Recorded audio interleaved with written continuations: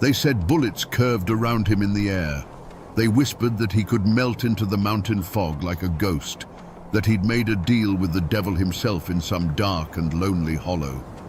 For years, the name Jacko Fraser was enough to make a child stop crying and a grown man bolt his door at night. The law called him a murderer. But the people who lived and died in these hills had another name for him: the White Devil. But how does a man become a monster? How does flesh and blood turn into a legend that haunts a landscape for 100 years? Today, we hunt for the truth behind the ghost story. To understand a man like Jacko Fraser, you first have to understand the world that made him.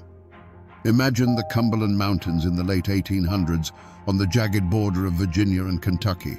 This was a land forgotten by God and the government, a place of stunning beauty and breathtaking cruelty. The mists that clung to the hollows hid deep secrets, and the ancient hills had seen more than their share of blood and tears. The Civil War had ripped through these communities, leaving behind not just poverty, but a generation of men who had been taught that the fastest way to solve a problem was with a rifle. They came home to find their farms in ruins and their futures uncertain. The law, in this part of the world, was a distant rumor.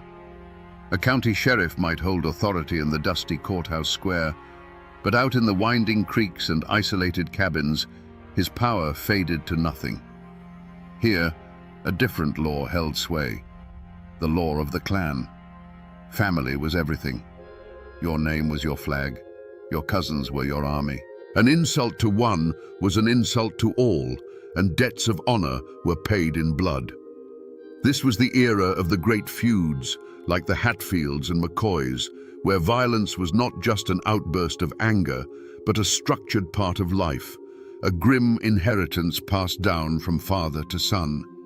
This fierce loyalty was born of isolation. The dense forests and impassable ridges didn't just separate families from the outside world, they separated them from each other. Every farmstead was its own small kingdom, every cabin a fortress. Strangers were viewed with suspicion, and a man representing the government was seen as the biggest stranger of all. People here learned to rely on themselves, their kin, and their own judgment. But self-reliance couldn't always put food on the table. This was a world of grinding poverty. Families survived on what they could scratch from the rocky soil, what they could hunt in the deep woods, and what they could distill in a hidden still under the light of the moon. For a man with a quick trigger finger and no conscience, the desperation hanging in the air smelled like opportunity. It was into this boiling cauldron of pride, poverty, and clan justice that Jacko Fraser was born. The world he saw was not a place of laws and morals, but a battlefield for survival. The mountains were poised on a knife's edge, holding a fragile, violent peace. But that peace was about to be shattered, not by an invading army, but by a monster it had created in its own image. Long before the massacre that made him a legend, Jacko Fraser's name was already a poison whispered on the mountain wind. He didn't exist in a vacuum. His terror was fed by a network of lesser evils and silent supporters. Men like Henley Cox, his most notorious accomplice, were drawn to him like moths to a flame, lesser predators orbiting a greater one. And there were others, the small-time crooks who bought his stolen goods, the informants who'd trade a neighbor's whereabouts for a silver dollar or just to settle an old score. The Mullins clan, on the other hand, were the opposite of everything Jacko stood for. They were a large, well-respected family, a cornerstone of the community, which made them the perfect target for a man who wanted to prove that no one and nothing was safe. The deepest wounds in these mountains were often the oldest. Jacko himself was said to be a veteran of the Confederacy, a man who had seen the world burn and decided he liked the heat. He didn't come back from the war looking for peace. He came back carrying the war inside him, a personal battle against a world he felt had failed him. His grudge wasn't over a single plot of land or a stolen horse. His grudge was with humanity itself.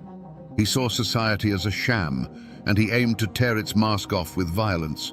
Of course, smaller, more personal grudges festered in every hollow. A card game that ended in a bitter accusation, a dispute over a property line that had been argued for generations, a family that got a little too prosperous for a neighbor's liking. These were the hidden fault lines running beneath the community. Jacko was a master at exploiting them. He understood the dark currents of envy and resentment that flowed beneath the surface of daily life, and he knew how to use them to his advantage, turning the quiet suspicions between neighbors into open fear. And so, the rumors began to spread, moving from cabin to cabin like a sickness in the air. At first, they were just unsettling stories. A peddler who was supposed to be heading through Pound Gap simply vanished. A farmer found his best mule gone, his tack shed emptied. A lone traveler would arrive at the next settlement pale and shaken, telling a story of being robbed on the trail by a man with eyes as cold and pale as a winter sky.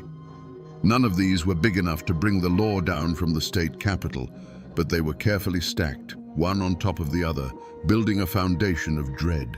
Every story, filtered through a dozen mouths around a dozen hearths, grew darker and more menacing. The whispers turned into a constant, low hum of anxiety that settled over the mountains. People began to look at the shadows a little longer. The sound of a horse at night was no longer a comfort, but a cause for alarm. The community was being slowly poisoned, not just by Jacko's deeds, but by the fear of what he might do next. The stage was being set for an act of violence so brutal it would turn whispered rumors into terrified screams. The year was 1892. For the Mullins clan, it was a day of prosperity. Several members of the family, including Ira Mullins, his wife, and other kinsmen, had made the long journey by wagon to the nearest town. They were returning home, their carts laden with goods, and more importantly, their pockets heavy with cash from a successful day of trading. We're talking several $100s, a staggering fortune in those mountains, enough money to set a family up for a year, or to make a desperate man do the unthinkable. Imagine the scene. A narrow mountain path, barely wide enough for their wagons, snaking its way through the dense, dark woods of Pound Gap. The late afternoon sun was beginning to fail, casting long, distorted shadows that clawed at the edges of the trail. The air grew cooler, carrying the scent of damp earth and decaying leaves. The steady creak of the wagon wheels and the soft plod of the horses were the only sounds in a world that was growing unnaturally quiet. The birds had stopped singing. The woods were holding their breath.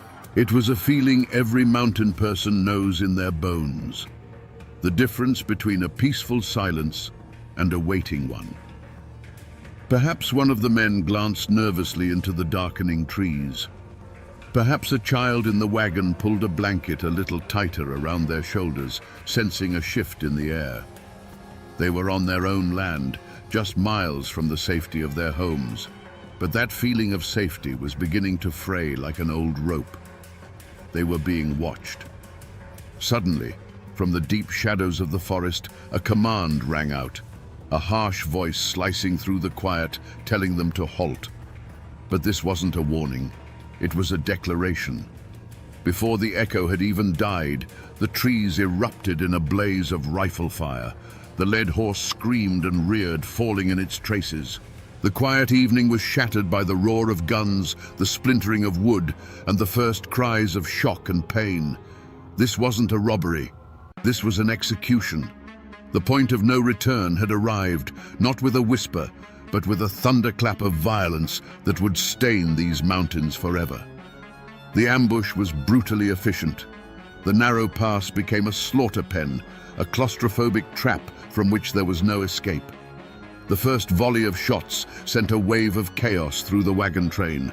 It was a cacophony of terror, the sharp crack of rifles echoing off the rock walls, the splintering of wagon boards, the high-pitched screaming of wounded horses, and the raw human cries of disbelief and agony.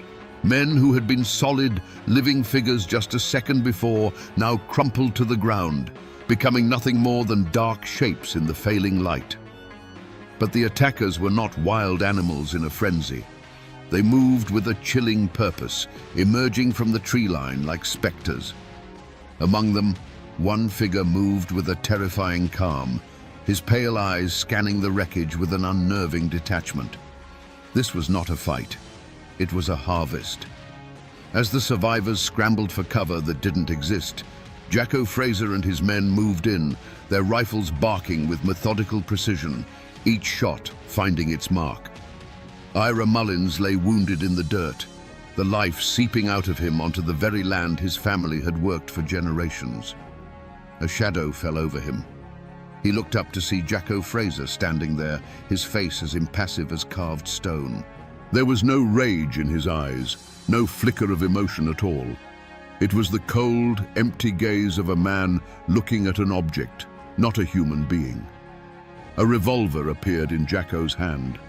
The metallic click of its hammer being pulled back was the loudest sound in the world.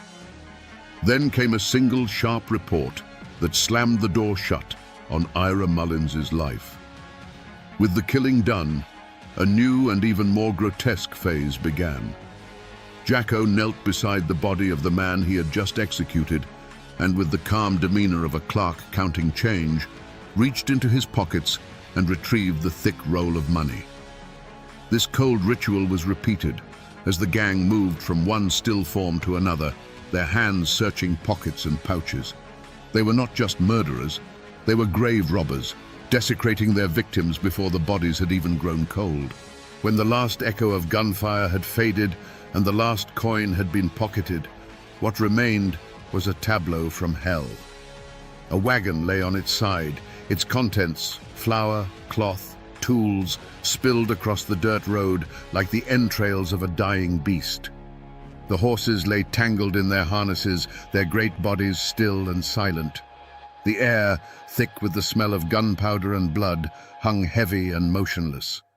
It was the silence that was the worst part, a profound, deafening silence where just moments before there had been life, laughter, and hope. And as quickly as they had appeared, they were gone. Jacko and his men didn't flee in a panic. They simply stepped back into the deep woods, swallowed by the same shadows that had birthed them.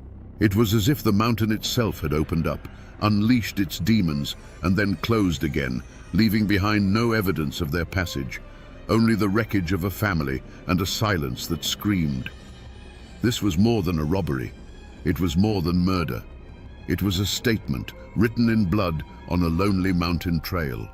It was a declaration that there were no safe places, that the bonds of family and community were no shield against a man with a frozen heart. On that day, in the twilight of Pound Gap, John Fraser the outlaw died, and Jacko, the White Devil, was well and truly born. The silence that followed the massacre was deeper than any grave. For a time, the only witnesses were the ancient trees and the cold, unblinking stars. It was a kinsman sent out from the Mullins homestead when the wagons failed to return, who stumbled into the nightmare. He found the scene not by sound, but by its terrible stillness. The dark, hulking shape of the overturned wagon, the pale glimmer of spilled flour on the ground looking like a dusting of snow, and then the bodies, scattered among the wreckage like fallen leaves, their stillness an affront to nature itself. The cry that broke from that man's throat was a sound of pure horror, an animal howl of grief that finally shattered the unholy calm. When the news reached the Mullins family, it was like a physical blow, a shock that left them gasping for air. But in the Appalachian heart, grief is a fast-burning fire that quickly turns to iron resolve. The women's wails of sorrow echoed through the hollows, a heartbreaking chorus for the dead. But the men's faces were a different kind of terrible. Their grief was silent, their eyes hard and cold, their hands resting on the stocks of the rifles that were never far from reach. They tenderly carried their dead home, but in their hearts, they were already carrying a vow of vengeance. News in the mountains travels not on wires, but on the wind, passed from cabin to cabin in hushed, urgent whispers. The story of the Pound Gap massacre spread like a plague of fear. It confirmed every dark suspicion, every campfire ghost story. The name Jacko Fraser was no longer just a name. It was a curse, the living embodiment of every settler's deepest fear, the fear of what lurked in the untamed wilderness just beyond the light of their lanterns.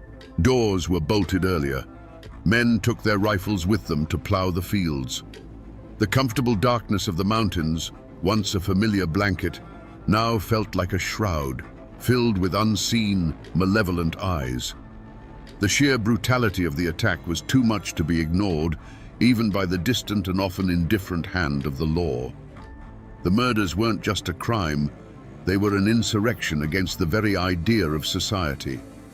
The authorities in both Virginia and Kentucky, pressured by the influential families and a terrified populace, were finally prodded awake.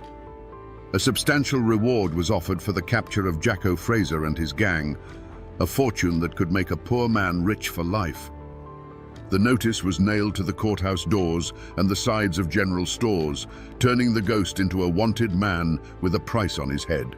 The bodies of the Mullins family were laid to rest in the cold mountain earth, but their story refused to be buried. The massacre became a line drawn in the dirt. On one side was the world of families, faith, and hard work. On the other was Jacko Fraser. He was no longer just an outlaw. He was the White Devil, a figure of folklore born from a real-world atrocity. The hunt was now not just a matter of law, but a crusade. The question was, how do you hunt a man who is already a ghost? The bounty posters were barely dry before the hunt began. This was not going to be a simple posse of local farmers. The states of Virginia and Kentucky marshaled their forces, calling in the best they had. They hired professional detectives from the famed Baldwin Felts agency, outsiders with city methods and a reputation for ruthlessness. But the man chosen to lead the hunt was a legend in his own right, Marshal Big Ed Hall. He was a man cast from the same mountain rock as Jacko, who knew every secret trail and hidden hollow. He was Jacko's opposite, a man of the mountains who had chosen the badge over the outlaw's gun. And alongside the lawmen and hired guns rode men with faces like stone. They were the kin of the murdered Mullins family. They weren't there for the reward money. They were there to settle a family score, and their justice wasn't written in any law book. Hunting Jacko Fraser in the Cumberland Mountains was like trying to catch a whisper in the wind. He was in his element, a predator on his home ground. The very landscape that the posse found so punishing was his greatest ally. The mountains that had cradled him now conspired to hide him. For weeks, they combed the ridges and ravines, a grueling ordeal of cold nights and false trails. The posse would find the embers of a campfire still warm, or a footprint in the mud of a creek bed, only to have the trail vanish into thin air. It was as if Jacko could simply dissolve into the mist. The mountains that had once been a home to the posse members had now become a deadly labyrinth, and in its center lurked a monster who knew every turn. The posse grew weary, their resolve frayed by frustration and the constant, unnerving feeling of being watched. They knew Jacko was out there, seeing them long before they saw him. Every rustle in the undergrowth could be an ambush, every shadowy rock formation a sniper's nest. But in the end, it wasn't a tracker's skill or a detective's logic that cornered the White Devil. It was human weakness. A name was whispered to the lawmen, an informant, tempted by the life-changing reward or simply terrified into submission, gave up Jacko's hiding place. The mountain's code of silence had finally been broken by the one thing stronger than loyalty: fear. The tip-off led them to a lonely, isolated cabin near the Kentucky border. They surrounded it in the dead of night, a ring of steel closing in under a moonless sky. As the first grey light of dawn touched the peaks, Big Ed Hall gave the signal. The quiet morning was torn apart by a final desperate volley of gunfire as Jacko tried to fight his way out. But it was hopeless. He was one man against a small army. When they dragged him out into the light, blinking and bloodied, the posse members steeled themselves, expecting to see a demon. Instead, they saw a man. His clothes were ragged, his body weary from weeks on the run, but his eyes His eyes were the same. In their icy depths, there was no fear, no regret, not even anger. There was only a profound, chilling emptiness, and the bottomless exhaustion of a man who knows his road has come to an end. For the lawmen, it was the end of a manhunt. But for the Mullins kin who stood there, watching the man who had destroyed their world, the look in their eyes said that true justice had not yet begun. The arrest of the White Devil was a sensation. His trial in Wise, Virginia, was a pilgrimage. People came from 3 states, on foot, on horseback, and in wagons, clogging the dusty streets of the small county seat. They weren't there to see justice done. They were there to see the monster in a cage. The courthouse stood under the watchful eye of armed guards, its lawn transformed into a sprawling camp of onlookers. The air buzzed with a carnival-like energy, a strange mix of grim satisfaction and morbid curiosity. This wasn't a legal proceeding, it was a public exorcism. Inside the courtroom, the air was thick enough to choke on. Every bench was crammed, with men standing shoulder to shoulder along the walls. The judge, the lawyers with their starched collars, the 12 men in the jury box, they were all part of a system trying to impose its formal logic on a story of primal savagery. One by one, witnesses took the stand. Their voices trembled with a mixture of grief and lingering fear as they recounted the horrors of that evening in Pound Gap. They pointed trembling fingers at the man sitting at the defendant's table, and Jacko Fraser just sat there. He showed no remorse, no fear, not even a flicker of interest. As survivors wept on the stand, he watched them with the same detached curiosity a man might watch a bug crawling across a windowsill. His silence was more unnerving than any outburst would have been.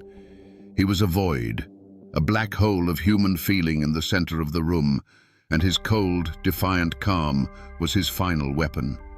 He refused to play their game, refused to give them the satisfaction of seeing him break. He was a monster, and he seemed content to let them know it. The trial was, as everyone knew it would be, a formality. The evidence was absolute, the testimony unshakable. When the jury filed back in, their faces were grim and set. The foreman didn't need to clear his throat. His voice was steady and clear as he pronounced the single word that everyone had come to hear: guilty. A collective sigh, a wave of relief and whispered approval washed over the courtroom. The judge, his voice heavy with the weight of his duty, sentenced John Jacko Fraser to be hanged by the neck until he was dead. The law of men had spoken. But as the crowd spilled back out into the sunlight, a question hung in the air, unspoken but felt by every person who called these mountains home. Was this justice? A clean, quick, state-sanctioned death on a gallows? Did that truly pay the debt for the ambush in Pound Gap, for the cold-blooded murder of men in front of their families? The law had delivered a verdict, a neat and tidy conclusion. But the justice of the mountains, the old law of blood for blood, demanded something more. It demanded an ending as brutal as the beginning. The court had provided a legal answer, but the people were still waiting for a final moral one. On September 15th, 1893, a trapdoor opened in Wise, Virginia, and the physical life of Jacko Fraser came to an end. They say a great sigh of relief swept through the crowd, as if a poison had finally been purged from the air. He was buried in an unmarked grave, a common fate for notorious outlaws, to prevent his final resting place from becoming either a shrine or a site of desecration. The earth simply swallowed its monster, leaving no stone to mark his passage. The man was gone, but his ghost was just beginning to walk. The story of the Mullins family did not end in that dusty pass. They buried their dead, mourned their losses, and did what mountain people have always done: they endured. Their family line continued, a testament to a resilience far stronger than Jacko's nihilistic rage. Today, their descendants still live in those hills, carrying the memory of the massacre not as a chilling legend, but as a deep and painful part of their family history. Their names are carved in stone in old family cemeteries, the date of their death a permanent, silent, and defiant answer to the violence that tried to erase them. The world has changed dramatically since that bloody evening. A modern highway, US Route 23, now carves a smooth paved path through Pound Gap. You can drive through the very spot where the ambush happened at 70 miles an hour, listening to the radio, your mind a million miles away. But if you pull over to the side of the road, cut the engine and listen, the modern world falls away. The woods are just as deep, the shadows just as long. In the quiet, you can almost feel the weight of that terrible silence from so long ago. The old courthouse in Wise still stands, a brick-and-mortar witness that has held the story within its walls for over a century. And of course, there is the legend of the treasure. Like all famous outlaws, Jacko was rumored to have stashed his ill-gotten fortune, thousands of dollars in gold and silver coin, somewhere in the labyrinthine caves and crevices of the Cumberland Mountains. For decades after his death, treasure hunters, armed with old maps and older rumors, dug into the hillsides, chasing the ghost's promise of cursed gold. The treasure was never found, of course, but the hunt itself became a part of the story, keeping the White Devil's name alive, a whisper of greed and danger that echoed through the generations. Most people have forgotten the facts of the case. The official records are yellowed and brittle, gathering dust in courthouse archives. But the mountains have a long memory. The name Jacko Fraser still surfaces from time too in these parts, a dark ballad told around a late-night fire. He is no longer a man of flesh and blood, but a piece of the landscape itself, a warning, a folktale, a permanent shadow that time has not been able to erase. So we return to the question we asked at the very beginning. How does a man become a monster? The story of Jacko Fraser gives us a chilling answer. He wasn't born a demon. He was forged in the fires of a brutal war and hammered into shape on the anvil of a lawless, desperate land. He was the ultimate consequence of a world where civilization was a distant rumor and survival was a daily battle. The White Devil wasn't a supernatural force. He was something far more terrifying, a man who had shed every last piece of his humanity and embraced the darkness that waits inside us all. And how does a monster become a legend? His cruelty was so absolute, so far beyond the normal feuds and fights of the mountains, that people had to make him more than a man to understand him.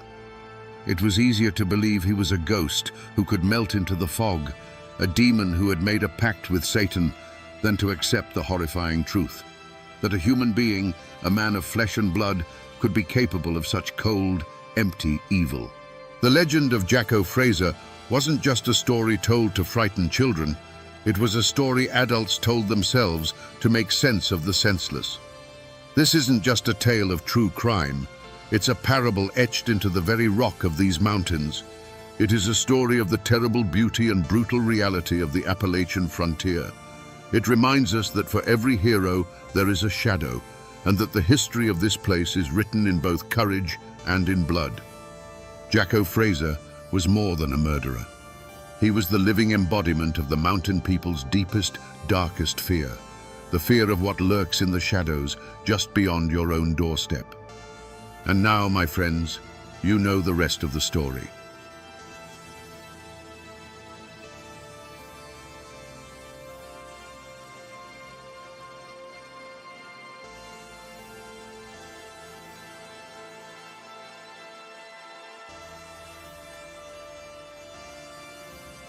The world knows their names, Hatfield and McCoy.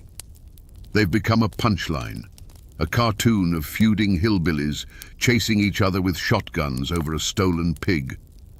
But on the first night of 1888, in the frozen darkness of the Tug Fork Valley, there was no laughter. There was only the smell of kerosene and the glint of rifle barrels in the moonlight as a war party surrounded a small family cabin. The goal wasn't robbery, it was extermination. They say it was all about a pig, or a Romeo and Juliet romance gone wrong. But the old-timers in these mountains and the dusty court records tell a different story. A story of civil war wounds that never healed, of wealth and political power, and of a brand of Appalachian pride so fierce it would rather see a valley drenched in blood than surrender an inch. Today, we're not just telling the story, we're putting the legend on trial. We will find out what really happened on the Devil's Backbone and why this family war nearly became a real war between two states.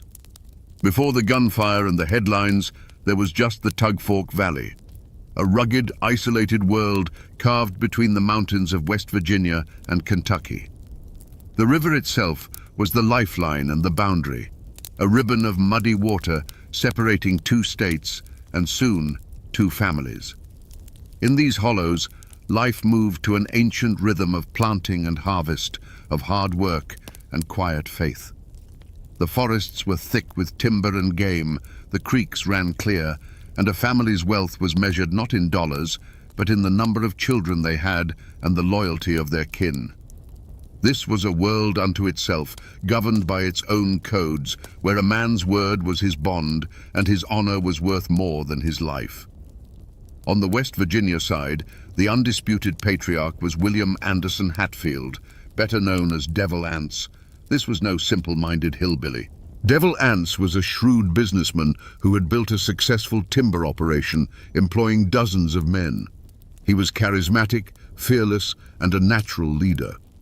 During the Civil War, he had led a Confederate guerrilla unit called the Logan Wildcats, earning a reputation for being as tough and unforgiving as the mountains themselves. He was a force of nature, a man who bent the world to his will, and his family, the Hatfields, were a powerful and respected clan. Across the river, in Kentucky, lived Randolph McCoy, or Randall. He was a different kind of man, older, leaner, and weathered by a life of farming. Where Anse was a booming presence, Randall was a quieter, more stubborn man, his pride rooted deeply in his land and his large family of 13 children. He, too, had served in the Civil War, but he had worn the blue of the Union Army. In a valley where allegiances were everything, this fact alone was a crack in the foundation of their community. For a time, this difference was just a quiet fact of life. The Hatfields and McCoys were neighbors, after all. They attended the same church picnics and harvest festivals. They traded livestock and did business together. There was even a Hatfield who had married a McCoy. They lived by the same mountain code, sharing a life that was both beautiful and brutal, a world that outsiders could never truly understand. They were two sides of the same coin, forged in the same Appalachian fire. But beneath the surface of this neighborly peace, a wound from the war had been left to fester. In 1865, Randall's brother, Asa Harmon McCoy, returned home after being discharged from the Union Army. A marked man in a region full of Confederate sympathizers, he was hunted down and killed by a band of ex-Confederate guerrillas. The leader of that posse was believed to be Jim Vance, Devil Anse Hatfield's own uncle and fiercest lieutenant. While Devil Anse was reportedly sick at home that day, the killers were his kin and his men. No one was ever arrested. For Randall McCoy, it was an unforgivable crime, a debt of blood that the law had ignored and the mountains had swallowed. The valley was calm, but it was the calm of a loaded gun. The Civil War was over on the battlefields of Virginia, but here, in the isolated heart of Appalachia, the resentments lingered. All it would take was a single spark, a stray pig, a careless word, a forbidden glance, to ignite a fire that would consume them all and turn this peaceful valley into a private battlefield. For 13 years, the valley sat on a powder keg left over from the war. The death of Asa Harmon McCoy was a wound that never closed for Randall, a quiet, bitter reminder of the justice he never got. The spark that finally lit the fuse came in the autumn of 1878, and it wasn't a bullet or a threat, but the grunting of a pig. Randall McCoy walked onto his property and accused his neighbor, Floyd Hatfield, a cousin of Devil Anse, of stealing one of his hogs. In a world where a fat hog could mean the difference between a hard winter and starvation, this was no small charge. But it was never about the value of the animal. It was about honor. It was a McCoy telling a Hatfield to his face that he was a thief. The dispute was taken to the local justice of the peace, Anderson Preacher Ance Hatfield. In an attempt at fairness, he assembled a jury of 6 Hatfields and 6 McCoys to hear the case. The makeshift courtroom, likely a small schoolhouse, was thick with tension. The fate of the pig, and perhaps the fate of the valley, rested on the word of one man, Bill Staton. He was related to both families, but everyone knew his loyalty lay with the Hatfields. Staton took the stand and swore that he had seen the pig and that it rightfully belonged to Floyd Hatfield. The jury was deadlocked until one of the McCoys, Selkirk McCoy, swayed by Staton's testimony, cast the deciding vote. The pig belonged to the Hatfields. For Randall McCoy, this was the ultimate betrayal. The law, run by a Hatfield and his own kin, had sided against him. He stormed out of the hearing, his simmering resentment boiling over into open rage. The system had failed him again. He was heard declaring that if he ever lost another pig, he wouldn't go to the law. He would handle it himself. This was more than a threat. It was a declaration of war against the Hatfield clan. The lines were being drawn not in the dirt, but in blood. The first of that blood was spilled less than 2 years later. Bill Staton, the man whose testimony had cost Randall his pig and his pride, was not a man to forget a grudge. One day, he got into a heated argument with 2 of Randall's nephews, Sam and Paris McCoy. The argument escalated quickly. Words turned to threats, and threats turned to action. In a flash of violence deep in a wooded hollow, guns were drawn. When the smoke cleared, Bill Staton lay dead on the forest floor. Sam McCoy had been shot and seriously wounded, but he would survive. Now it was a Hatfield who was dead, killed by McCoys. Sam McCoy was arrested and put on trial for murder, but he claimed self-defense. The trial was held in a Hatfield-controlled county in West Virginia. Citing the lack of evidence and the known animosity between the men, the court acquitted him. To the McCoys, it was justice. To the Hatfields, it was a slap in the face. A McCoy had killed one of their own and walked free. The cycle was now complete. A theft, a trial, a murder, and an acquittal. The courts were useless. From this moment on, the only justice either family would recognize would be delivered from the barrel of a gun. In the midst of this simmering hatred, something dangerous and beautiful bloomed. At a local election gathering in 1880, Devil Ance's son, John C. Hatfield, laid eyes on Randall McCoy's daughter, Rosanna. He was handsome and reckless. She was strong-willed and passionate.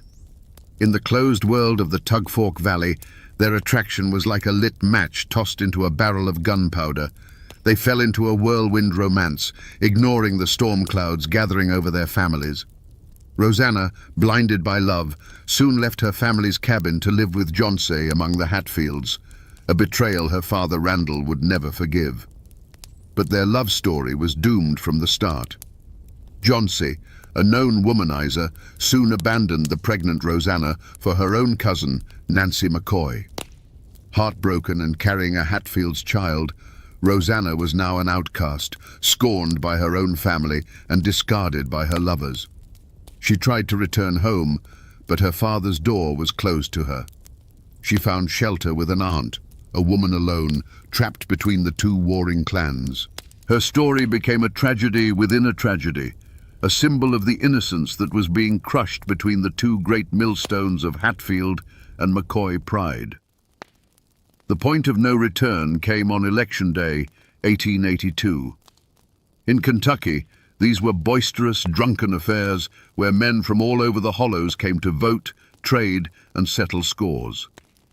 That day, a dispute over a fiddle ignited between Tolbert McCoy, one of Randall's sons, and Ellison Hatfield, Devil Ance's powerful, well-respected brother. Insults flew, fueled by moonshine and years of bad blood. The argument escalated into a brutal fistfight, and then, in a moment of fury, Tolbert McCoy pulled a knife. The festive air of the gathering curdled into horror. The crowd scrambled back as Talbot, joined by his two brothers, Farmer and Randolph Jr., set upon the lone Hatfield. The powerful frame of Ellison Hatfield shuddered again and again. He didn't cry out, but a look of profound shock crossed his face as he stumbled backward. A dark stain began to spread across the front of his shirt, then another and another. He collapsed into the mud of the clearing, gasping for air. The McCoy brothers stood over him, their faces a mask of rage, unaware that they had just sealed their own fates. Hatfield constables seized the three McCoy brothers, but instead of taking them to the jail in Pikeville, Kentucky, they dragged them across the Tug Fork River into West Virginia. They were now prisoners, not of the law, but of the Hatfield clan. When Devil Anse arrived and saw his beloved brother lying on a makeshift cot, riddled with 26 wounds, his response was cold and absolute. He made a vow. If Ellison died, the McCoy boys would die. For 2 days, the brothers were held captive while Ellison fought for his life. And then he breathed his last. That night, the McCoy boys were taken from their makeshift prison and marched to the Kentucky side of the river. They were tied to a series of pawpaw trees, their pleas for mercy swallowed by the darkness. There was no trial, no judge, no jury. There was only Devil Anse and a firing squad of his kin, their faces grim in the moonlight. The night was shattered by a single command. What followed was not a battle, but a ceremony of vengeance. A volley of gunfire ripped through the quiet valley, a sound so loud it seemed to shake the stars from the sky. The pawpaw bushes shuddered violently in the dark. And then an unnatural silence fell, broken only by the gentle lapping of the river against the bank. When the sun rose, it revealed a scene of chilling stillness. The dew on the grass around the pawpaw trees was dark, telling a story that needed no words. The silence that followed the pawpaw tree massacre was heavier and more terrifying than the gunfire itself. It was Randall McCoy's wife, Sarah, who found her sons. In the grey light of dawn, she saw the terrible stillness of the scene, a mother's worst nightmare made real under the drooping leaves of the pawpaw trees. The news spread like a sickness through the Kentucky hollows. 3 sons, executed without trial. Randall McCoy, a man already hardened by grief, seemed to turn to stone. The sorrow in his eyes was replaced by a hollow, burning void. He had followed the law with the pig, and it had failed him. Now, his sons were dead, and the law seemed a million miles away across the muddy waters of the Tug Fork. The funeral for the 3 McCoy brothers was a grim affair. The entire Kentucky side of the valley mourned, not just for the boys, but for the peace that had been shattered forever. The caskets were lowered into the cold Kentucky earth, and with them, any hope of reconciliation. Randall McCoy now had a singular, all-consuming purpose: justice. Not the rough justice of the mountains, but the cold, hard justice of the law. He went to the courthouse in Pikeville and swore out warrants against Devil Anse Hatfield and 20 of his kin and allies, including his sons. The charge was murder. Indictments were officially issued. The names of the Hatfield clan were now wanted posters, but the warrants were little more than paper. The Tug Fork River was more than a boundary. It was a sanctuary. In West Virginia, the Hatfields were powerful. They had friends in the law, friends in politics. They were seen not as murderers, but as men who had simply administered a brutal but necessary form of mountain justice. West Virginia authorities refused to recognize the Kentucky warrants. Devil Anse and his men were untouchable, living freely just a stone's throw from the state that wanted them hanged. For 5 long years, a tense and bitter Cold War settled over the valley. The warrants became legal ghosts, a source of constant frustration for the McCoys and a point of defiant pride for the Hatfields. The feud might have faded into a stalemate of simmering resentment if not for the arrival of a new, powerful player, Perry Cline. A sharp and ambitious Pikeville lawyer who was married to a McCoy, Cline had his own deep-seated grudge against Devil Anse, over a bitter land dispute years earlier. He saw an opportunity to use the power of the state to settle a personal score. Klein used his political influence to go over the heads of local law enforcement. He lobbied the governor of Kentucky, J. Proctor Knott, convincing him that the honor of the state was at stake. Governor Knott agreed. He announced a formal reward for the capture of the Hatfields, dead or alive. Suddenly, this was no longer a family squabble. It was a state-sponsored manhunt. The feud was professionalized. Bounty hunters, known locally as pikes, began to appear in the Tugfork Valley, sniffing around for a chance at the reward money. For the Hatfields, their home was no longer a fortress but a trap. For the McCoys, it was a terrifying new reality, knowing that this escalation would surely be met with an even more violent response. The valley held its breath, waiting for the next shot to be fired. The state of Kentucky's bounty was not just a piece of paper, it was a hunting license. The law now had a face, and it was the face of a cold-eyed killer named Bad Frank Phillips. A relentless manhunter and a cousin to the McCoys, Phillips became the instrument of Perry Klein's legal war. He led posses into the heart of Hatfield territory, a place no lawman dared to go before. Gunfights erupted along the Tug Fork, turning the feud from a series of ambushes into open guerrilla warfare. The valley became a place where every shadow could hide a rifleman. The Hatfields, led by the ruthless Jim Vance and the hot-headed Cap Hatfield, decided on a final, desperate gamble. On New Year's night, 1888, they would end the feud by erasing Randall McCoy himself. They crossed the river under the cover of a freezing winter night and surrounded the McCoy family cabin. They didn't knock. The first sound was the crackle of flames as they set the home ablaze to smoke out their quarry. What followed was a nightmare of chaos and gunfire in the flickering orange light. Randall McCoy managed to escape into the woods, but his family paid a terrible price. His daughter Alifair was shot down as she fled the burning home. His son Calvin was killed in the yard. His wife Sarah was brutally beaten, left for dead with a crushed skull. This single act of savagery was a fatal miscalculation. The New Year's night massacre horrified the nation. Newspapers from New York to San Francisco printed sensational stories of the lawless Appalachian War. The full weight of the law could no longer be ignored. Frank Phillips, now fueled by a cold fury, hunted down Jim Vance and killed him in a fierce shootout. One by one, the other members of the raiding party were captured and dragged in chains to the jail in Pikeville. The war was over. The trial was about to begin. Pikeville, Kentucky, transformed from a sleepy mountain town into an armed camp. The captured Hatfields and their allies were paraded through the streets, not just as prisoners, but as living symbols of the savage mountaineers the papers wrote about. The trial was a national spectacle. Reporters packed the courtroom, scribbling down every detail. Armed guards lined the walls, their presence a constant reminder that the feud was not truly over. The prosecution, led by Perry Klein, was determined to make an example of these men. The defendants sat in the courtroom, a mix of defiance and bewilderment. Most of them were just foot soldiers in a war started by older, more powerful men. The key to the prosecution's case was Ellison Cotton Top Mounts, the illegitimate and simple-minded son of the murdered Ellison Hatfield. Under interrogation, Cotton Top confessed to firing the shot that killed Alifair McCoy.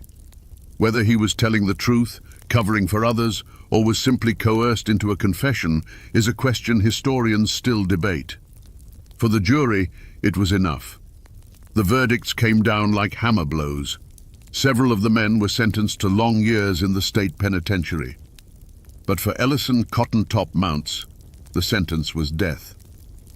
On February 18, 1890, thousands of people crowded into Pikeville to witness the hanging. The scaffold stood stark against the Kentucky sky, the final monument to the bloodiest chapter of the feud. Cotton Top's last words were reportedly, "The Hatfields made me do it." But was it justice? Randall McCoy had won his legal battle, but he had lost everything else. Devil Anse Hatfield, the patriarch who ordered the first executions at the Paw Trees, was never arrested. He would die peacefully in his bed decades later. The law had spoken, but its voice seemed to ring hollow in the mountains, leaving only the ghost of a question. Was the hanging of one simple-minded man a triumph of justice, or just the final ugly act in a war where no one truly won? And what became of the two patriarchs who started it all? Randall McCoy, the man who lost everything, never recovered. He left the Tug Fork Valley, the land that held the ghosts of his children, and tried to start over. He ended his days operating a small ferry in Pikeville, a broken man haunted by memories. He died in 1914 after being badly burned in a cooking fire. A tragic, almost mundane end for a man whose life was defined by such epic violence. He was buried in the Dills Cemetery in Pikeville, alongside his wife Sarah and the children who were stolen from them. Across the river, Devil Anse Hatfield lived out his days as a legend in his own time. Untouched by the Kentucky warrants, he grew into a respected, almost revered elder. In a final, surprising twist, the man they called Devil was baptized in 1911, washing away his sins in the waters of Main Island Creek. He died of pneumonia in 1921, surrounded by his family. If you go to the Hatfield Family Cemetery in Logan County, West Virginia, today, you can still see his final act of defiance. A life-sized Italian marble statue of Devil Anse stands over his grave, watching over his clan, even in death, a powerful testament to the man who fought the law and won. The feud did not destroy the families. It forged them in fire. Today, the descendants of the Hatfields and McCoys are doctors, lawyers, judges, and even a former governor of West Virginia. They have moved far beyond the bloody legacy of their ancestors. In a remarkable act of reconciliation, the families began holding a joint reunion in 2000. Every year, they gather in Pikeville for a festival of peace and friendship, playing tug-of-war across the very river that once divided them. They share stories, shake hands, and symbolically sign a truce, declaring an official end to the hostilities. Yet the land itself refuses to forget. The Tug Fork Valley is now a tourist destination, with historical markers pointing out the site of Randall's burned cabin, the Paw Trees, and the place where Bad Frank Phillips shot Jim Vance. You can drive the roads and hike the trails where these men once hunted each other. The names Hatfield and McCoy have become a brand, stamped on everything from whiskey bottles to ATV trails. But if you stand quietly by the banks of the Tug Fork and listen past the hum of the tourists, you can almost hear the echoes of the past. The mountains remember the truth, even if the world has turned it into a story. So we come back to the question we asked at the very beginning. What really happened in the Tug Fork Valley? Was it all for a pig? No. The pig was just the excuse. Was it about the star-crossed love of Johnsy and Rosanna? No. They were just casualties. Their story, a single sad chapter in a much larger book. The truth, my friends, is that the Hatfield-McCoy feud was a war that began long before the first shot was fired. It was born in the divisions of the Civil War, fueled by the iron-willed pride of two patriarchs and ignited by a profound distrust in a system of law that seemed foreign and unfair. This story is a brutal lesson in what happens when honor curdles into vengeance and family loyalty demands a price paid in blood. It shows us how a community can turn on itself when it feels abandoned by the outside world, creating its own savage code of justice. It's a conflict that marks the violent transition from the old ways of the mountains, where a man's clan was his law, to the new world of courthouses and state lines. It's a testament to the fact that once the cycle of violence begins, it rarely ends with a winner. It only ends with graves. Today, the names Hatfield and McCoy are known across the world, often as a joke. But the real story is not a comedy. It is an American tragedy. It's a reminder that behind every legend there are real people with broken hearts, and behind every punchline there is a headstone. It's a story of hatred, yes, but it's also a story of the fierce, unyielding spirit of the Appalachian people. A spirit that could endure so much bloodshed and somehow, generations later, find its way back to forgiveness. They say that on the 4th of July, the road up Cherry Mountain was choked with a pilgrimage of the thirsty and the defiant. Thousands of people, judges and outlaws, preachers and laborers, climbed that steep North Carolina slope, drawn by a single promise. At the summit, a stout, smiling man named Amos Owens stood beside barrels of a legendary ruby-red liqueur, ladling it out for free to all who came. He was a moonshiner, a tax evader, an enemy of the federal government. But on that mountain, he was a king. How does a man become a legend in his own lifetime? How does a common criminal earn the loyalty of an entire region, turning his defiance into a roaring celebration that the law itself was powerless to stop? Was he a simple man breaking the law for profit? Or was he the last bastion of a fiercely independent mountain spirit? Today, we're going to pour a glass of history and trace the life of the one and only Cherry Bounce King, to understand the man who built a kingdom from corn, wild cherries, and an unbreakable will. To understand a man like Amos Owens, you have to understand the ground he was raised on. He was born in 1822 in Rutherford County, North Carolina, a place where the Blue Ridge Mountains begin to claw their way toward the sky. This wasn't just a landscape, it was a fortress.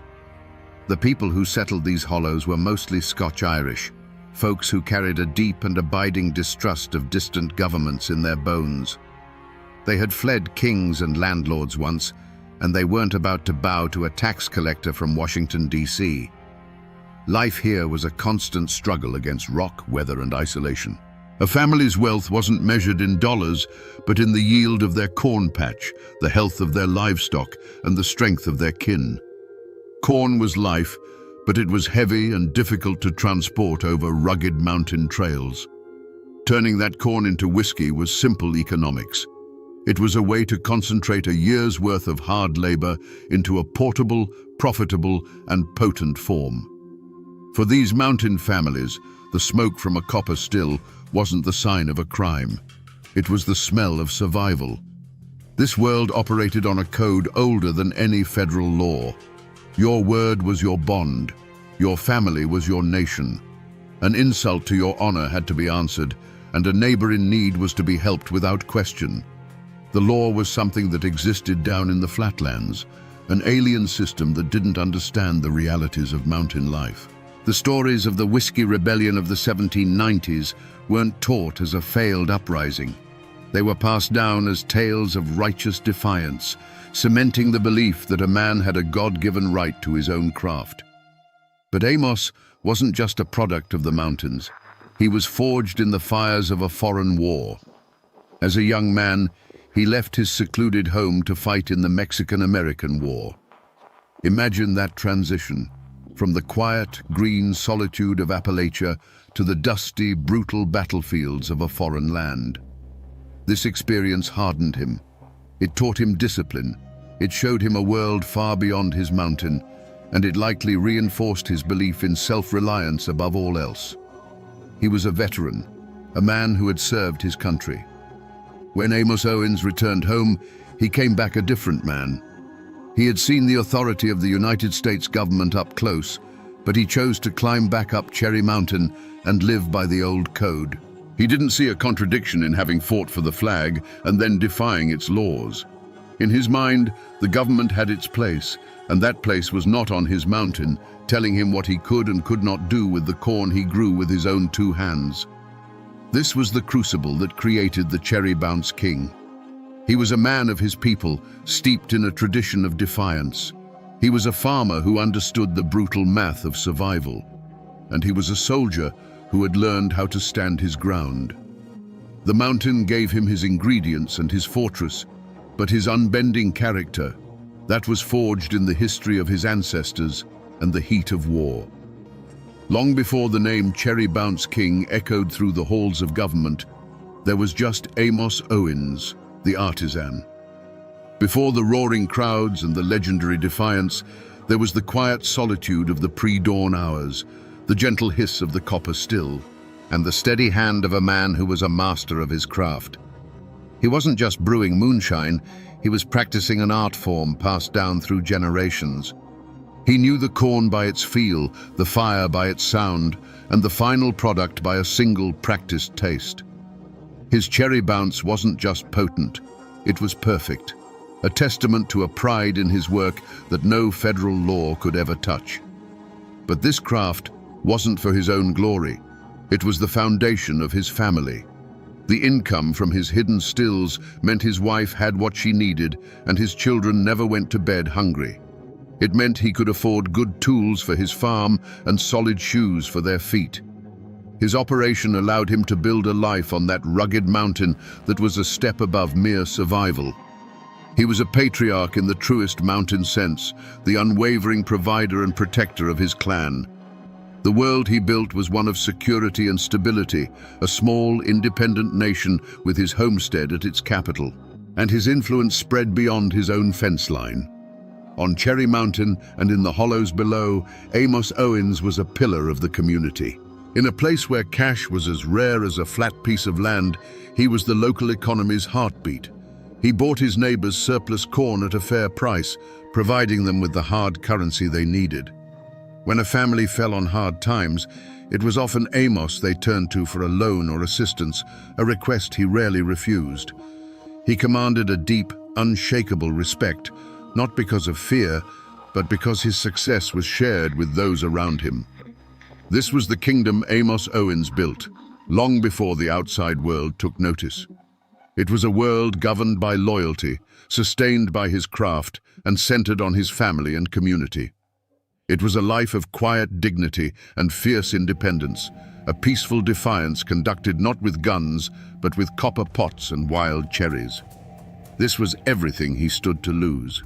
It wasn't just a business the revenuers were threatening. It was his home, his honor, and the entire world he held dear. Every great man has a current running through him, a force that drives his every decision. For Amos Owens, that force was a stubborn pride as unyielding as mountain granite.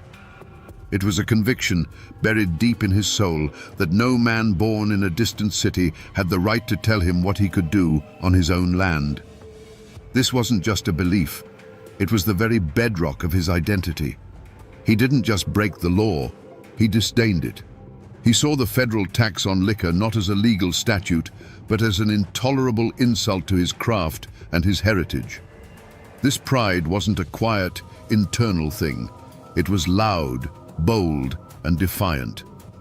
While other moonshiners operated in the shadows, speaking in whispers and moving by moonlight, Amos Owens built a lighthouse. His legendary 4th of July and Christmas celebrations, where he gave away his cherry bounce by the barrelful, were the ultimate expression of this flaw. These weren't just parties, they were public declarations. He was telling the world, and specifically the federal government, I am here, this is my craft, and I am not ashamed of it. Come and get me if you dare. There's a story, told and retold until it's become gospel in those parts, that perfectly captures this audacious spirit.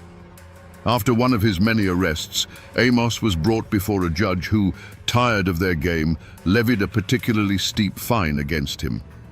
The courtroom fell silent, expecting the old moonshiner to protest or ask for time to pay. Instead, Amos simply nodded, reached deep into the pocket of his overalls, and pulled out a thick wad of cash, bills still smelling faintly of corn mash and wood smoke. He counted out the full amount, placed it on the bench without a word, and walked out a free man. It was not an act of submission, it was an act of mockery. He was using the profits of his crime to pay the penalty, reducing the judge's sentence to a mere business expense. This pride, this absolute refusal to bend, was his greatest strength in the eyes of his neighbors. It's what made him a folk hero. But it was also the crack in his armor.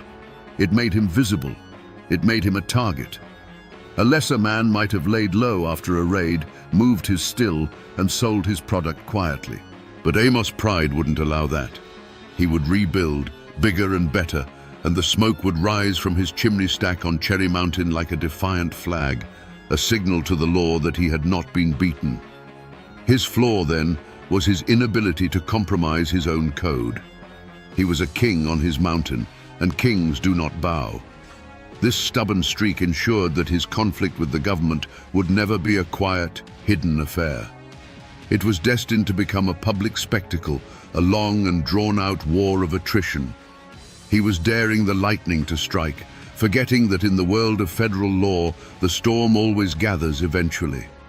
For years, the dance between Amos Owens and the law had a familiar, almost comfortable rhythm. A federal marshal, often a local man who understood the mountain ways, would make the reluctant journey up Cherry Mountain. Stills would be broken, a warrant would be served, and Amos would go along peacefully. It was a ritual, a game of appearances, where the law made its point, and Amos paid his tax in the form of a fine. He always rebuilt, and the marshals always knew he would. There was a strange, unspoken understanding in this ongoing feud. But after the Civil War, the music changed. The federal government was nearly bankrupt, and its thirst for tax revenue became insatiable. The Bureau of Internal Revenue was empowered, unleashing a new breed of agent upon the mountains. These weren't local men playing a part. They were strangers with cold eyes and a fervent belief in federal authority. They saw the mountains not as a different world with its own rules, but as a den of tax cheats who were robbing the US Treasury. Their mission wasn't to play a game, it was to win a war. The spark that lit the fuse came on a crisp autumn morning. A team of these new, determined revenuers stormed Cherry Mountain. This raid was different. It wasn't just about the equipment. With grim efficiency, they found Amos's aging cellar, a cool space dug into the mountainside where his finished product, his art, was stored. They didn't confiscate it. With axes and sledgehammers, they systematically smashed every jug and barrel. Years of work, hundreds of gallons of his legendary cherry bounce, gushed out and stained the earth a deep, bloody red. They were destroying his legacy, pouring his very soul into the dirt. Amos Owens, who had always met his arrest with a wry smile, stood and watched this sacrilege in cold silence. This was no longer a matter of business. They hadn't just destroyed his property, they had committed an act of profound disrespect. They had vandalized his art, violated the sanctity of his craft, and declared that his life's work was nothing more than contraband to be annihilated. The unspoken rules of their long dance had been shattered. For Amos, this was a declaration of war. This act was an unforgivable affront precisely because it struck at the heart of his defiant pride. To be arrested was one thing. To be treated as a common criminal whose masterpiece deserved no more respect than ditch water was another. They had challenged his status, his honor, and his identity as the king of his own mountain. In that moment, watching his life's work bleed into the ground, a decision was made. He would no longer be a mere moonshiner who got caught now and then. He would become a symbol. His operation would grow larger, his celebrations more brazen, and his name would become a banner of defiance for the entire region to rally behind. The red stain on the ground where his cherry bounce had been spilled was a line drawn in the dirt. Amos Owens' response wasn't fear, it was fury. He did not retreat into the shadows. Instead, he did the opposite. The smoke from Cherry Mountain, which had always been a steady wisp, now billowed into a column. He built new stills, bigger and more efficient. He hired more men. He doubled his production. He was no longer just supplying a thirsty region. He was building an empire in open defiance of the United States government. The warnings started as quiet whispers. His own wife, who had stood by him through dozens of arrests, saw the new hardness in the eyes of the federal men who rode through the nearby towns. She would plead with him at night, by the firelight, her voice full of a fear he'd never heard before. "Amos," she would say, "this is different now. It's not a game anymore. They don't just want a fine. They want to see you broken." He would listen, pat her hand, and tell her that a man who bows to a bully invites him to kick again. The whispers grew louder in the community. Friends who had celebrated his audacity now pulled him aside with worried looks. They spoke of revenuers threatening local farmers for information, of a new, ruthless pressure being applied to the entire area. Just lay low for a while, Amos, they'd advise. Let the heat die down. Make your run, but do it quiet-like. They were counseling survival, the ancient mountain art of bending like a sapling in a storm so as not to break. But Amos Owens was no sapling. He was a great old oak, and he would not bend. He saw their pleas for caution as a step toward surrender. To him, this was no longer about a single man's still. It was about the soul of the mountains. He told them that if he backed down, the federal men would come for them next. He preached his gospel of defiance, arguing that the only way to meet a threat is to stand taller and look it square in the eye. His pride had now transformed into a righteous cause. The ultimate act of defiance was his next 4th of July celebration. Where others saw a reason for caution, Amos saw a stage. He sent out word. The party on Cherry Mountain would be bigger than ever before. It became a public spectacle, an open challenge broadcast across the state. He wasn't just inviting his friends and customers. He was taunting the Bureau of Internal Revenue. He was turning his defiance into a beacon, daring them to try and extinguish it in front of thousands of his supporters. With every warning he ignored, every plea for moderation he dismissed, the path forward narrowed until there was only one way it could go. He had become a symbol, a living embodiment of the mountain spirit, and the government could not allow such a symbol to stand. He was isolating himself on a peak of his own making, a king so confident in his fortress that he could no longer see the army gathering at its gates. A violent outcome was no longer a risk. It was a certainty he himself was inviting. The day before the 4th of July dawned clear and bright over Cherry Mountain. The air was already electric with anticipation. Wagons were being moved into place. Barrels of cherry bounce were rolled out from the cellar, and the sound of hammers echoed as a stage was built for the fiddlers. This was to be Amos Owens' masterpiece of defiance, the grandest celebration he had ever hosted. But as the sun reached its zenith, a lone rider was seen making his way steadily up the mountain path. It wasn't a posse. It was the familiar, weary face of an old federal marshal, a man who had arrested Amos more than once in the bygone days of their gentleman's feud. He didn't come with warrants or weapons. He dismounted, met Amos near the Great Log Hall, and spoke not as a lawman, but as one man to another. He explained that the world had changed. The new men in charge in Raleigh and Washington saw Amos not as a local character, but as the leader of an insurrection. They were coming, he warned, not for a token arrest, but to crush him completely. "They're just waiting for this party, Amos," the marshal said, his voice low. "They'll use the crowd as an excuse. They'll say it was a riot. Men are going to get hurt." Then came the final, clear off-ramp, the last chance for peace. "Cancel it," the marshal pleaded, "just for this year. Send everyone home. Show them you're not looking for a fight. If you do this, I can go back and tell them the threat is over. We can go back to the way things were. It's your last chance to put the genie back in the bottle." It was a surprisingly fair offer. It was a path away from the cliff's edge. All he had to do was swallow his pride. For a long moment, Amos Owens was silent. You can just imagine him, standing there on his mountain, the smell of his life's work all around him. He likely looked at his home, at the preparations for the festival, at the faces of his kin. He had to have felt the weight of the choice before him, the safety of his family versus the defiant code that had defined his entire life. The marshal's offer was reasonable. It was wise. But to Amos, it sounded like the clatter of chains.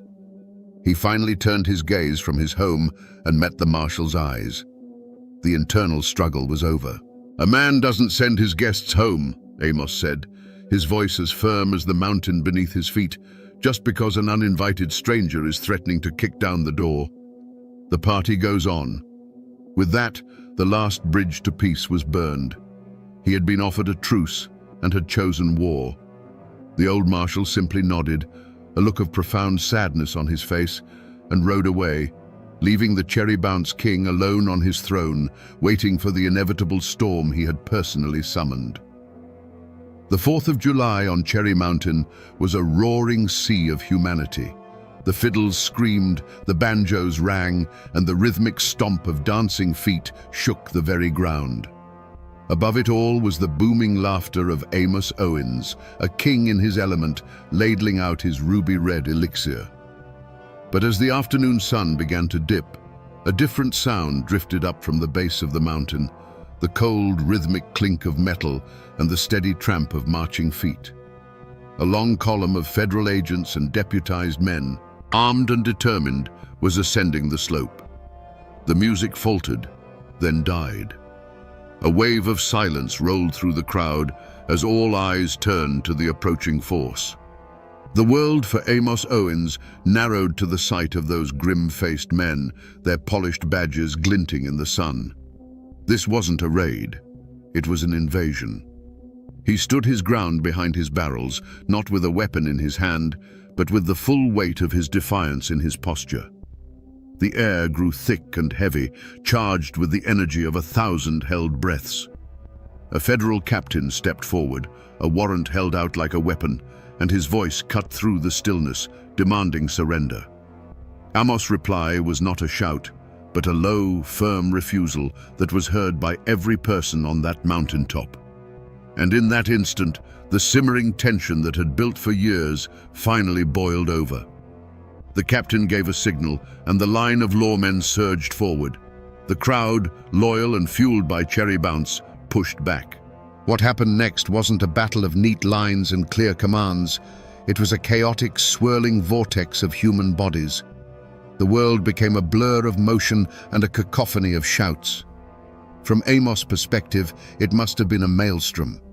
The celebration he had built, a symbol of his independence, had become a scene of pandemonium. An argument that had raged for a decade in courtrooms and whispers was suddenly, violently being settled with fists and clubs. The sharp, percussive sound of an intervention echoed through the holler, a sound that cut through the noise and hung in the air like a final, dreadful punctuation mark. In the heart of the chaos, Amos himself was the primary target. He was swarmed, not as a respected elder, but as the ringleader of a mob. He felt the grasp of rough hands, the impact of a world turned hostile. The final, visceral sensation was not one of his choosing. The vibrant festival, the pinnacle of his lifelong defiance, was over. The argument that had defined his life had been answered not with words, but with overwhelming force. The chilling silence that followed the main event was broken only by the groans of the injured and the curt, metallic orders of the federal agents who were now, finally, masters of the mountain. The world came back into focus slowly for Amos Owens, through a haze of shock and the dull ache of struggle. The roar of the crowd had been replaced by a grim quiet, punctuated by the sharp orders of federal officers. His great hall, a place of joyous celebration just an hour before, was a scene of wreckage. Overturned benches, smashed jugs, and the dark, sticky pools of spilled Cherry Bounce littered the ground. He wasn't a king surveying his court. He was a prisoner standing in the ruins of his own kingdom. There was no regret in his heart. There was no fear. There was only a cold, profound rage that settled deep in his bones. This was the ultimate violation. To be manhandled, overpowered, and subdued on his own land, in front of his own people, it was a humiliation worse than any fine or prison sentence. The final insult came with a sharp, metallic click. The cold iron of the handcuffs closing around his wrists was a sound louder and more final than any gunshot. On the very spot where he had freely dispensed his hospitality, his freedom was now completely and utterly taken away. His next move was not his own. Flanked by armed guards, he began the long walk down the mountain. This was the path he had climbed as a boy and ruled as a king, a path every stone of which he knew by heart. Now he walked it in chains. He passed his home, catching a glimpse of his wife's face, pale and stricken, in the doorway. He passed neighbors who looked on with a mixture of pity and awe. He did not lower his head. Pride was the one thing they could not take from him, and he carried it like a shield, his back straight, his eyes fixed forward. At the base of the mountain, a government wagon waited.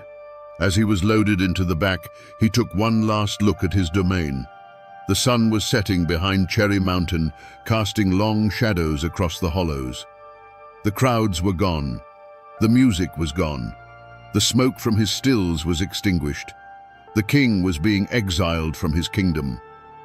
As the wagon lurched forward and began the journey toward a federal jail, Amos Owens knew this was the end of the road. His active defiance was over. All that remained were the consequences. The fall of a king is never a quiet thing, and the silence that fell over Cherry Mountain was a heavy, suffocating blanket. The wreckage left behind wasn't just in the smashed stills and splintered barrels, it was in the lives of every person Amos Owens had touched. For his wife and children, the world had been turned upside down. The provider was gone, the income had vanished, and the home that was once a fortress of local pride was now a landmark of federal victory. The name Owens, once spoken with respect, now became a brand, a name whispered in conjunction with violence, arrest, and ruin. They were left to face the cold stares of the law and the uncertain pity of their neighbors, all while trying to scratch a living from a mountain that now seemed haunted by loss.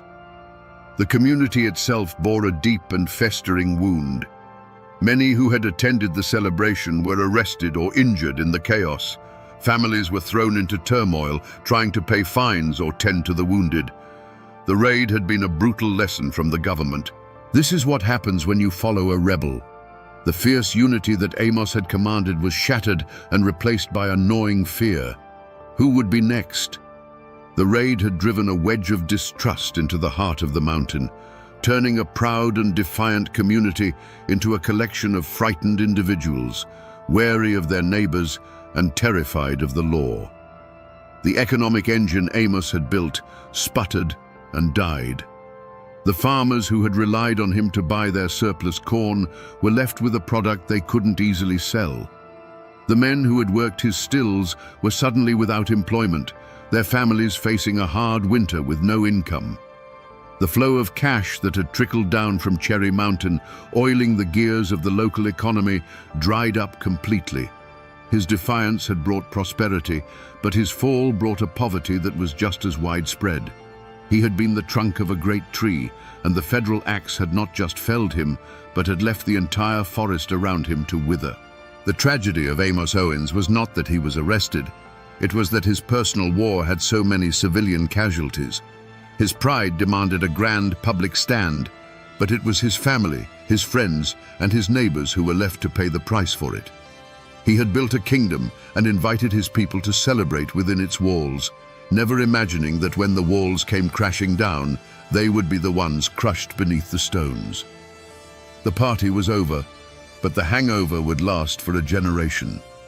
Amos Owens, the king of Cherry Mountain, was brought to a kingdom where he held no power, a federal courtroom. The space itself was an assault on everything he knew. The air was stale, the light was filtered through dusty windows, and the walls were made of cold plaster and dark polished wood, a world away from the open sky and living timber of his home. Here, he was not a respected elder or a master craftsman. He was simply the defendant, a name stripped of all honor and history. The prosecution, methodical and relentless, painted a picture not of a folk hero, but of a calculated criminal. They spoke of tax evasion, conspiracy, and most damningly, of inciting a riot and assaulting federal officers in the execution of their duties. They presented evidence, the shattered remnants of his stills, the testimony of injured agents, and the sheer scale of his operation. To the court, the case was simple. Here was a man who had grown wealthy by openly flouting the laws of the United States and had met the consequences with violence. His defense, when it came, was not a denial, but a declaration. Amos and his lawyer didn't argue the facts. They argued a whole different kind of truth. They spoke of a man's right to his own land and the fruits of his own labor. They spoke of a tradition older than the federal government itself. When asked to account for his actions, Amos' logic was baffling to the court and perfectly clear to his people. It was his corn. It was his mountain. It was his craft. He wasn't breaking the law. He was living by a different one, a code of self-sufficiency and honor that the men in their starched collars could never comprehend. It was a clash of two Americas in a single room. Back in the mountains, the trial was seen as a foregone conclusion, a piece of political theater. They saw Amos not as a criminal, but as a martyr. He was their champion, captured and put on display by an invading army that called itself the law. His guilt was irrelevant to them. His cause was everything. They knew the court would never understand that the real crime in their eyes had been the government's intrusion, the desecration of his craft, and the violent end to a peaceful celebration. The verdict, when it came, was swift and certain. In the eyes of federal law, there was no ambiguity. Amos Owens was guilty on all counts. The judge, determined to make an example of the so-called cherry bounce king, delivered a sentence meant to echo through every hidden hollow in Appalachia. A long, sobering term in a federal penitentiary. And so, the law had its judgment. A man who broke the statutes was punished according to the letter of those statutes. But was it justice? For the people of Cherry Mountain, the answer was a bitter no. A system that could not distinguish between a craftsman and a criminal, that could not understand the difference between profit and survival, was not a system of justice. It was just a system of power. The gavel had fallen, but the verdict only deepened the divide between the mountains and the flatlands, leaving a scar of resentment that would not heal for a very long time. And what of the men who brought the king down? What of the federal agents, the new breed of lawmen who had turned a gentleman's game into a brutal war? You might expect a story like this to end with them meeting some form of mountain justice, a karmic balancing of the scales. But the world, especially the world of government and law, rarely works like a folk ballad. The men who led the raid on Cherry Mountain didn't face consequences. They received commendations. From their perspective, and from the perspective of their superiors in Washington, the operation was a resounding success. They had targeted the most famous, most defiant moonshiner in the state, and had dismantled his empire in a single afternoon. They had enforced federal law, quelled a riot, and sent a clear, unambiguous message to every distiller operating in the shadows. In their reports, Amos Owens was a criminal mastermind, and they were the brave heroes who had restored order. They were rewarded with promotions, with praise, and with the satisfaction of a job well done. They were gears in a vast, impersonal machine, and that machine had just proven its power. Their victory, however, was a sterile one. They had won the battle, but in doing so, they had salted the earth of the battlefield. They didn't end moonshining in the mountains, they just made it quieter, more secretive, and more deeply entangled with a culture of resentment. They had created a martyr. For every large public still they smashed, a dozen smaller hidden ones were built in its place, their operators now working with a grim determination born of hatred for the law. The government had proven it could crush one man, but it had also proven that it had no understanding of the people it was trying to govern. The fate of the antagonist, the system, was to grow larger and more powerful, yet more alienated than ever from the heart of the nation it claimed to serve. And that, in its own way, is a kind of failure that no commendation can erase. Years passed, as they do in the mountains, smoothing the sharp edges of memory like water over stone. Amos Owens eventually walked out of the federal penitentiary, a free man, but no longer a king. He was an old man now, the fire that had once burned so brightly banked to a low, quiet coal. He returned to Cherry Mountain, but the kingdom was gone. He lived out the rest of his days quietly, a living ghost of his former self, surrounded by the silence of a legacy that was too grand and too painful to speak of aloud. The name Owens became a kind of mountain ghost itself, a name that carried the weight of both glory and ruin. His descendants were left to navigate a world that saw them as the children of a legend, and legends cast long, cold shadows. Some moved away, hoping to build lives free from the constant echo of their famous ancestors' rise and fall. Those who stayed lived quieter lives, becoming farmers and laborers, their hands in the soil instead of in the corn mash. The grand dynasty of the Cherry Bounce King ended with him. The recipe was lost to time, and the art died with the artisan. The community healed, but like any deep wound, it left a permanent scar. The great roaring celebrations on Cherry Mountain were never spoken of loudly again. They passed into the realm of myth, a story old men would tell their grandsons with a sad shake of their heads, a cautionary tale about a time when giants walked the earth and were struck down by lightning from a distant government. The open, proud defiance that Amos had championed was buried under a heavy blanket of silence. Moonshining continued, of course, but it was driven deeper into the darkest hollows, a grim business of survival, not a craft of celebration. In the vacuum left by Amos' fall, the power dynamics of the region shifted. With the king deposed, the kingdom fractured. The era of the grand festive moonshiner was over. It was replaced by a new generation who worked in fear and dealt in violence. Men who didn't command the respect of their community and saw the law not as a rival, but as an enemy to be met with deadly force. The government, in its attempt to stamp out a folk hero, had inadvertently created a landscape ripe for common criminals. They had traded a charismatic king for 100 petty warlords, and the mountains became a more dangerous, less honorable place because of it. If you go to Rutherford County today and mention the name Amos Owens, you won't be met with a blank stare. His name is as much a part of the landscape as Cherry Mountain itself, the peak that still bears his story. You can visit his final resting place, a weathered tombstone that states the simple facts of his birth and death, but tells nothing of the fire that burned in between. Some old-timers claim that if you know just where to look, deep in the woods on the mountain slope, you can find the faint outline of a foundation, the scattered stones that were once the hearth of a king. But what people really search for on that mountain isn't stone, it's treasure.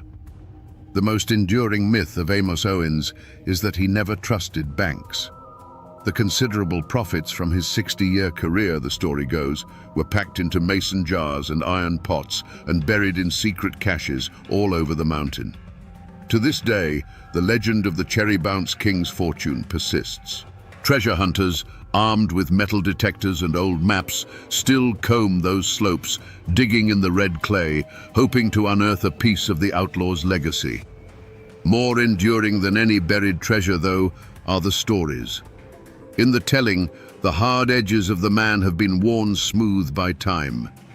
He is remembered not as the tax evader who sparked a riot, but as the generous king who held a feast for his people. He's become a Robin Hood of the Blue Ridge, a symbol of defiance against an unjust system. His story is told as a cautionary tale to children about the dangers of pride, but it's told with a wink and a smile, a clear undercurrent of admiration for the man who dared to stand his ground. And that is why his ghost still walks these mountains. It's not the spirit of a man, but the spirit of an idea. The name Amos Owens has become an echo of that old, unbending mountain code of independence. To speak his name is to speak of a time when a man could declare his own land a sovereign nation and rule it with generosity and an iron will. He is the physical embodiment of the stubborn, defiant, and fiercely loyal character that defines the very soul of Appalachia. Amos Owens. The man has been dust for over a century. But the spirit of the Cherry Bounce King, that spirit is as potent and intoxicating as the liqueur he once brewed. It's woven into the very fabric of those hills, a permanent reminder that some men are too big for the laws of their time. For better or for worse, he still haunts the mountains. So we return to the question we asked at the beginning, standing at the foot of that old mountain. Was Amos Owens a hero or a villain? The law has its simple answer. He was a criminal, a tax evader who paid the price for his crimes. His people have theirs. He was a king, a generous folk hero who stood up for their way of life. But the truth, as always, is far more complicated and far more human. Amos Owens wasn't a hero or a villain. He was a relic of a dying age, a man whose mountain code was being crushed by the relentless march of a modern nation. In the end, the Ballad of Amos Owens is a story about pride. It was a pride as pure and potent as the whiskey he distilled. It drove him to master his craft, to provide for his family, and to build a community around the fire of his generosity. But that same unbending pride made him blind. It blinded him to the changing world. It made him deaf to the warnings of those who loved him, and it demanded a sacrifice that was not his alone to make. His greatest strength, that absolute refusal to bow, became the fatal flaw that brought his entire kingdom crashing down into the dirt. He was a man who stood for the timeless values of independence, craftsmanship, and community. But he stood so tall that he became a target, and in his fall, he reminds us that even the strongest oak on the mountain can be felled by the patient axe of the outside world. And that, my friends, is the ballad of the Cherry Bounce King, a man who would give away his finest liquor for free, but would not surrender a single drop of his pride to any law under heaven.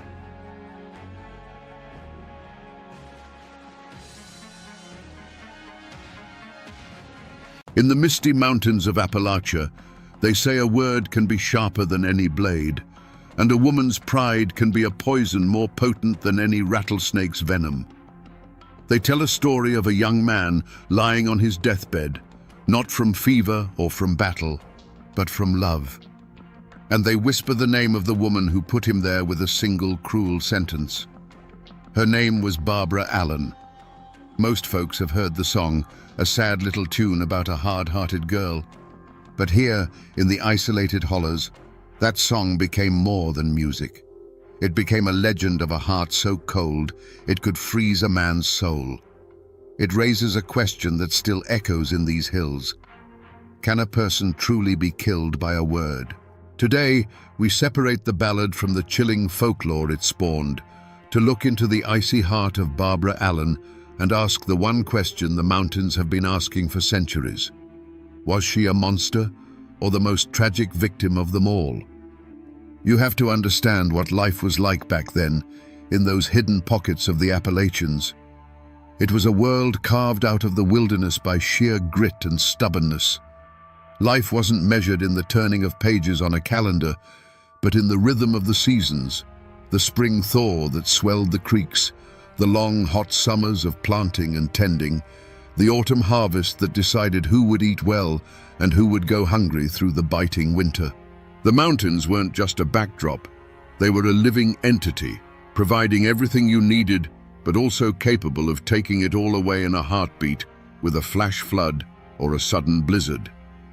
In the heart of one such settlement lived a young man they called Sweet William.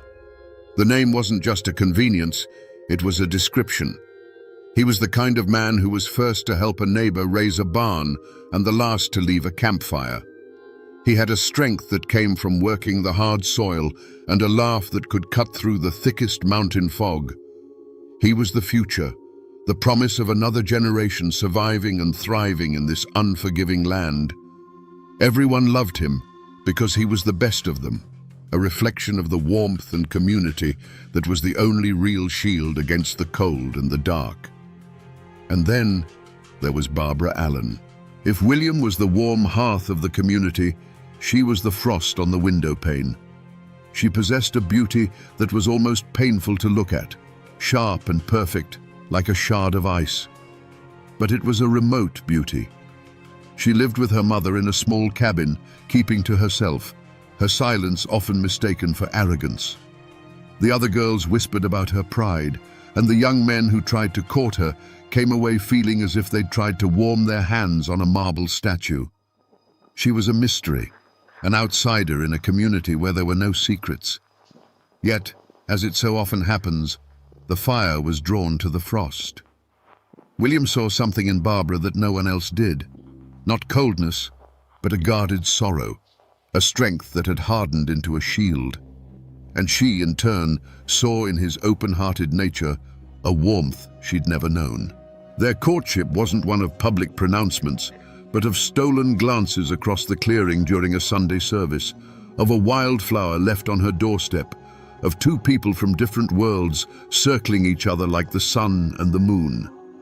For a brief, hopeful season, it seemed that William's warmth might just be enough to melt her icy heart. But this world was as fragile as it was harsh. It was held together by unwritten laws of respect, honor, and pride. A person's reputation was their most valuable possession, more precious than land or livestock. And in a place where life was a constant struggle, a wounded pride could fester like a snakebite, turning the promise of love into the certainty of a grave. The community, watching the two lovers, held its breath, sensing that this was a story that could only end in one of two ways: with a wedding or with a tragedy that would be whispered around their fireplaces for 100 years to come. The turning point, the moment the future split into what could have been and what was, didn't happen in a dark forest or with the flash of a knife. It happened in a place of celebration. The harvest had been good, and the community gathered in the largest clearing, the air thick with the smell of roasting meat, wood smoke, and the sweet, sharp scent of homemade apple cider.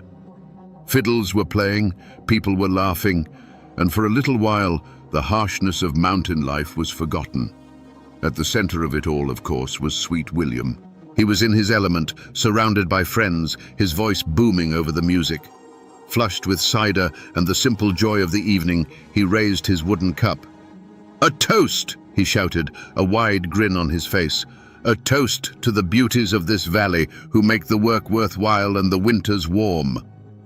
Men cheered, and the women, both young and old, smiled at the compliment. It was a simple, clumsy, heartfelt gesture from a young man who loved his home and the people in it. But in a shadowed corner, one pair of eyes didn't smile. Barbara Allen had watched him all evening, a rare warmth in her own heart. She saw him as hers, a private treasure. And in that moment, his toast felt like a betrayal. He hadn't toasted her. He had thrown her into the common lot with every other woman there. To his mind, it was a harmless, all-encompassing compliment. To her proud and guarded heart, it was a public declaration that she was nothing special to him at all.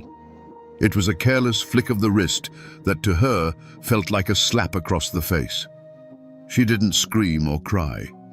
Her pain was a cold, quiet thing. The light in her eyes simply went out, replaced by a glacial hardness. Without a word, she stood up, smoothed her dress, and walked out of the clearing, vanishing into the night. Her departure was so silent that at first only a few noticed. But a chill followed in her wake, and soon the whispers started. William, seeing her empty place, felt a knot of dread tighten in his stomach. The laughter died on his lips. He followed her, of course. He went to her cabin that night and the next day, but the door remained barred. He sent friends to plead his case, but they returned with shaken heads, speaking of a coldness they had never seen in a living soul. The community watched as a wall of silent, unforgiving pride rose between the two lovers. William's careless words had been the spark, but Barbara's wounded heart was the tinder. A fire had been lit, a slow, consuming blaze that wouldn't be put out with apologies. It was a fire that would demand a sacrifice. William's life wasn't being taken by disease. It was draining away from a wound no doctor could see, a sickness of the soul. His servants, loyal and terrified, saw their master fading like the last embers of a fire. In desperation, they went to the one person who held the cure or the final poison. They found Barbara Allen at her cabin, and their message was a raw plea. "Our Lord is dying, and he is calling for the one named Barbara Allen. There was no command in their voice, only a prayer. She rose slowly, so slowly you'd think time itself was wading through molasses. Every step she took from her cabin to his bedside was deliberate, a leisurely stroll towards a man's last moments. When she finally entered his room, the servant standing helplessly by the door felt a sudden chill, a damp cold that had nothing to do with the weather. It was as if she had brought the dead of winter into that small, suffocating space with her. William, pale as a death shroud, his voice a dry whisper, turned his face from the pillow. He looked at her, his eyes pleading for a single drop of mercy. "I am sick, and very, very low," he rasped.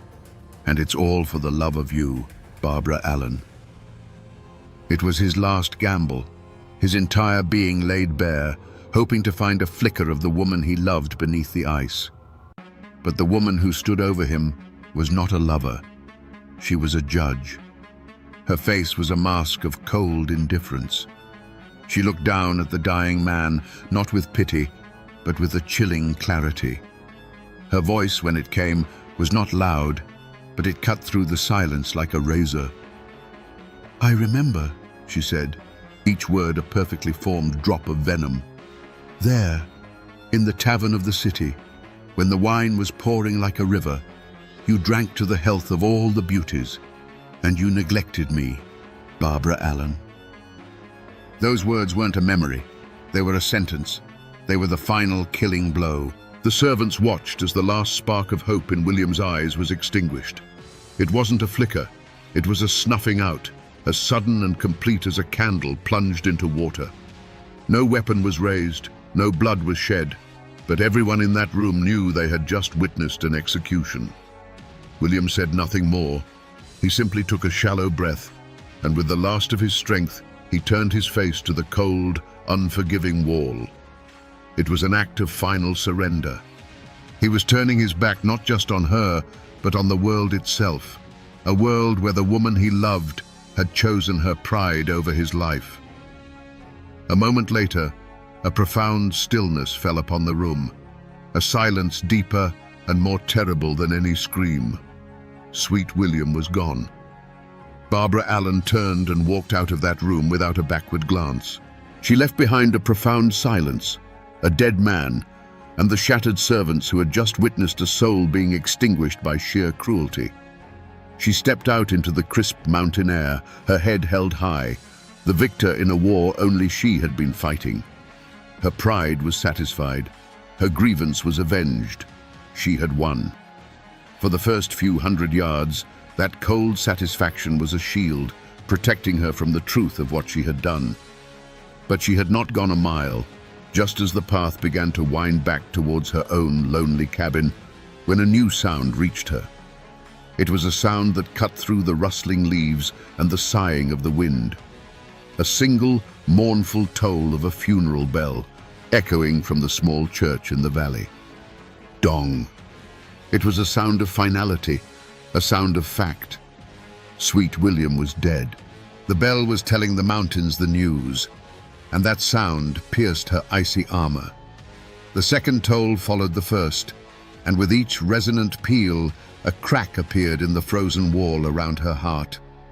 It was no longer the sound of her victory, it was the sound of her damnation. The ballad says that the bell seemed to cry out her own name on the wind, a mournful accusation. Hard-hearted Barbara Allen. The pride, the anger, the memory of that silly toast in the tavern, it all evaporated, leaving behind a horrifying, empty void. The realization struck her with the physical force of a blow. The man she loved was in the ground because of her. She had traded his life for a moment of bitter triumph, and the bargain was a fool's one. Her heart, which could not be melted by his love, was now shattered by the sound of his death knell. The community would hear that bell too. The servant's story would spread from cabin to cabin, whispered over cook fires and spinning wheels. There would be no trial, no judge or jury. Her verdict was already being delivered by the hushed, horrified voices of her neighbors. She was no longer just the proud girl. She was the cruel woman, the one who had killed Sweet William, with nothing but a handful of cold, unforgiving words. There was no trial held in a courthouse for Barbara Allen. There was no judge in a black robe, no jury of 12 good men and true. What law had she broken? There is no statute against having a heart of stone, no crime on the books for killing a man with a memory and 5 cruel words. The law of men, with its ink and paper, was silent. It had no language to describe what had happened in that death room.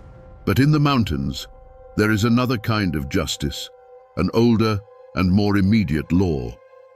And Barbara Allen's trial had already begun. The courtroom was every cabin, every clearing, every fireside in the valley. The servants who had stood helpless at William's bedside were the sole witnesses, and their testimony, spoken in hushed, horrified tones, was the only evidence needed. The story spread faster than a forest fire, a tale of love turned to poison, of a pride so monstrous it could watch a man die and feel nothing. The community, which had once whispered about her coldness, now spoke of it as a fact, an unnatural blight on the world. The verdict was unanimous. She was guilty. But Barbara wasn't listening to them. She was a prisoner in a different kind of court, the one held in the echoing silence of her own soul. The funeral bell had been the prosecution's opening statement, and it had shattered her every defense. As she ran home, stumbling through the woods, she wasn't fleeing justice. She was rushing to accept her sentence. When she burst through the door of her mother's cabin, her face was a mask of terror and grief. She was no longer a cold-hearted killer. She was a condemned woman. Her confession was not a plea for mercy, but a final, desperate command. She cried out to her mother, the words tumbling from her in a torrent of unbearable guilt. "Mom, Mom, make my bed, make it softly and long. My darling died for me today, and I will die for him tomorrow." In that moment, she was both the accused and the executioner.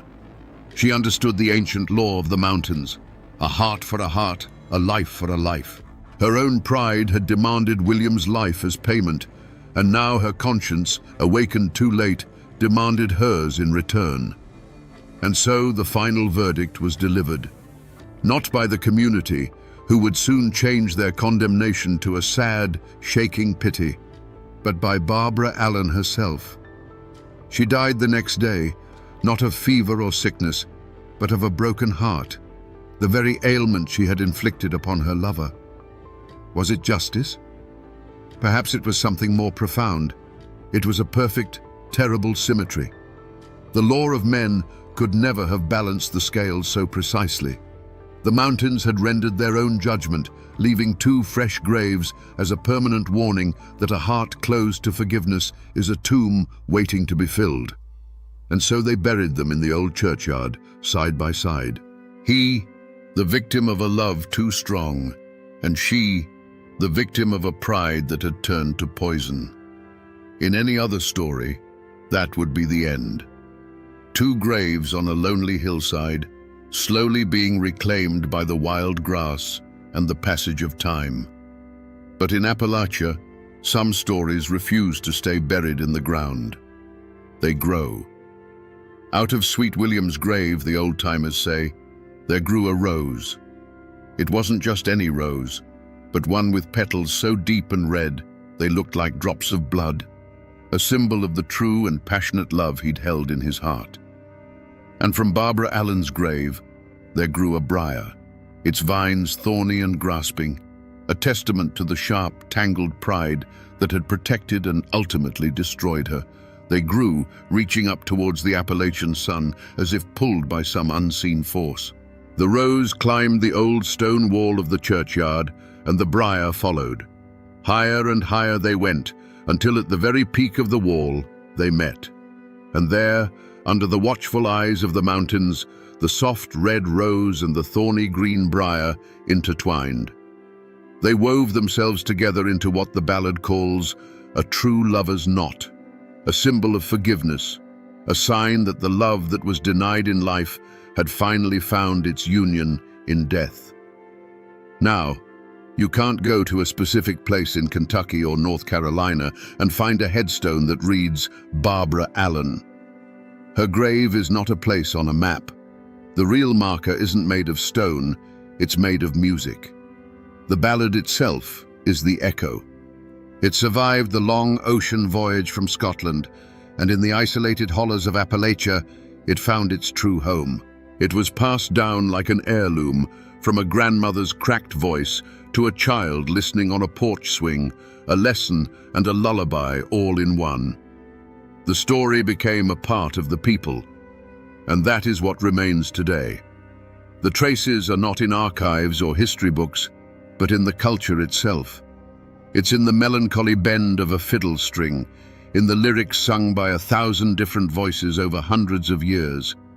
The mountains do remember, and though most people have forgotten the fine details, the legend of the rose and the briar still hangs in the air of every old, overgrown cemetery, a ghostly reminder that love and pride are two powerful vines that, once tangled, can never truly be separated.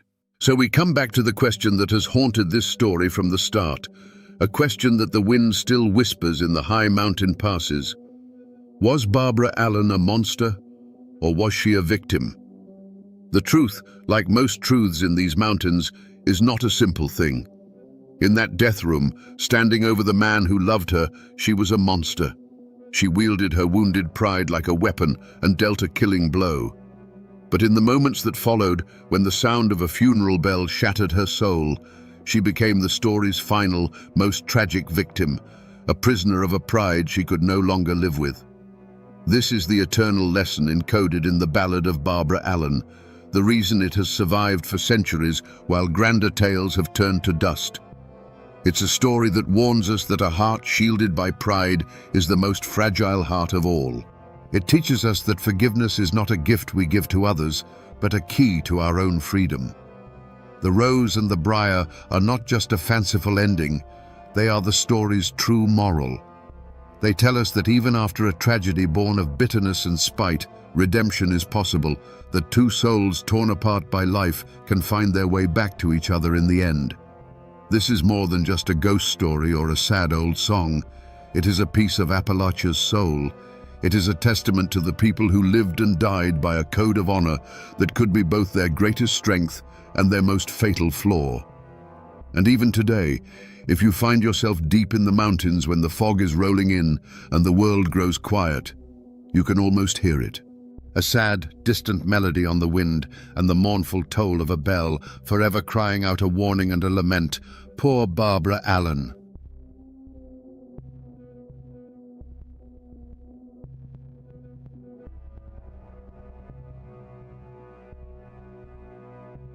The newspapers called it the Fraterville mine disaster. A tragic number etched in history. 216 men and boys gone in an instant. But numbers are cold, and they can't tell you the real story. They can't describe what it's like to sit in absolute darkness, hundreds of feet underground, listening to the air run out as you write a final letter to your wife. They can't make you feel the horror of a father holding his dying son on his lap. They say it was an accident. But the true story of Fraterville isn't about the explosion that shook the earth. It's about what happened after, in the suffocating silence. Today, we're not just telling a story. We're going to listen to the voices of the dead, reading the last words they scratched onto paper from inside their own tomb. Imagine Fraterville, Tennessee, on the morning of May 19th, 1902. It wasn't a town so much as a collection of wooden houses clinging to the hillsides, all painted the same color by the company, all breathing the same coal-tinged air. Life here was simple and hard, governed by the rising of the sun and the shriek of the mine whistle. The mountains of Coal Creek weren't just a backdrop. They were the provider and the master, giving families their daily bread from the dark seams of coal hidden in their belly. In these small homes, a familiar ritual played out before dawn. Wives rose in the dim light to stoke the fire and cook breakfast, the smell of biscuits and coffee mingling with the ever-present scent of coal dust. Men pulled on their stiff work clothes, their faces already smudged with the shadow of their trade. These were the moments that made up a life. A quick kiss goodbye at the door, a hand ruffling a child's hair, a promise to be home for supper. For the men of Frateville, descending into the earth was as natural as breathing. Among them was Jacob Vowell, a 47-year-old man with the steady hands and quiet dignity of a veteran miner. He was a family man, respected in the community. Walking beside him was his 14-year-old son, Elbert. In those days, boys became men in the darkness of the mines, learning the dangerous trade from their fathers. For Elbert, working alongside his dad wasn't just a job. It was a rite of passage, a step into the world of men. They were part of a brotherhood of 216 souls that morning. Husbands, fathers, brothers, and sons, some boys no older than Elbert. They walked together toward the gaping mouth of the mine, their lunch pails clanking, their carbide lamps not yet lit. The air was cool, the sky was beginning to lighten, and the world above ground was waking up to a beautiful spring day. There was no sense of doom, no premonition of what was to come. It was just another Monday. They stepped onto the man trip, the string of open cars that would carry them down the sloping shaft into the heart of the mountain. The journey into the darkness was a daily routine, the familiar rumble of the wheels a mundane soundtrack to their lives. They joked and talked, their voices echoing briefly before being swallowed by the immense, earthy silence of the deep. But the mountain they trusted was holding a secret.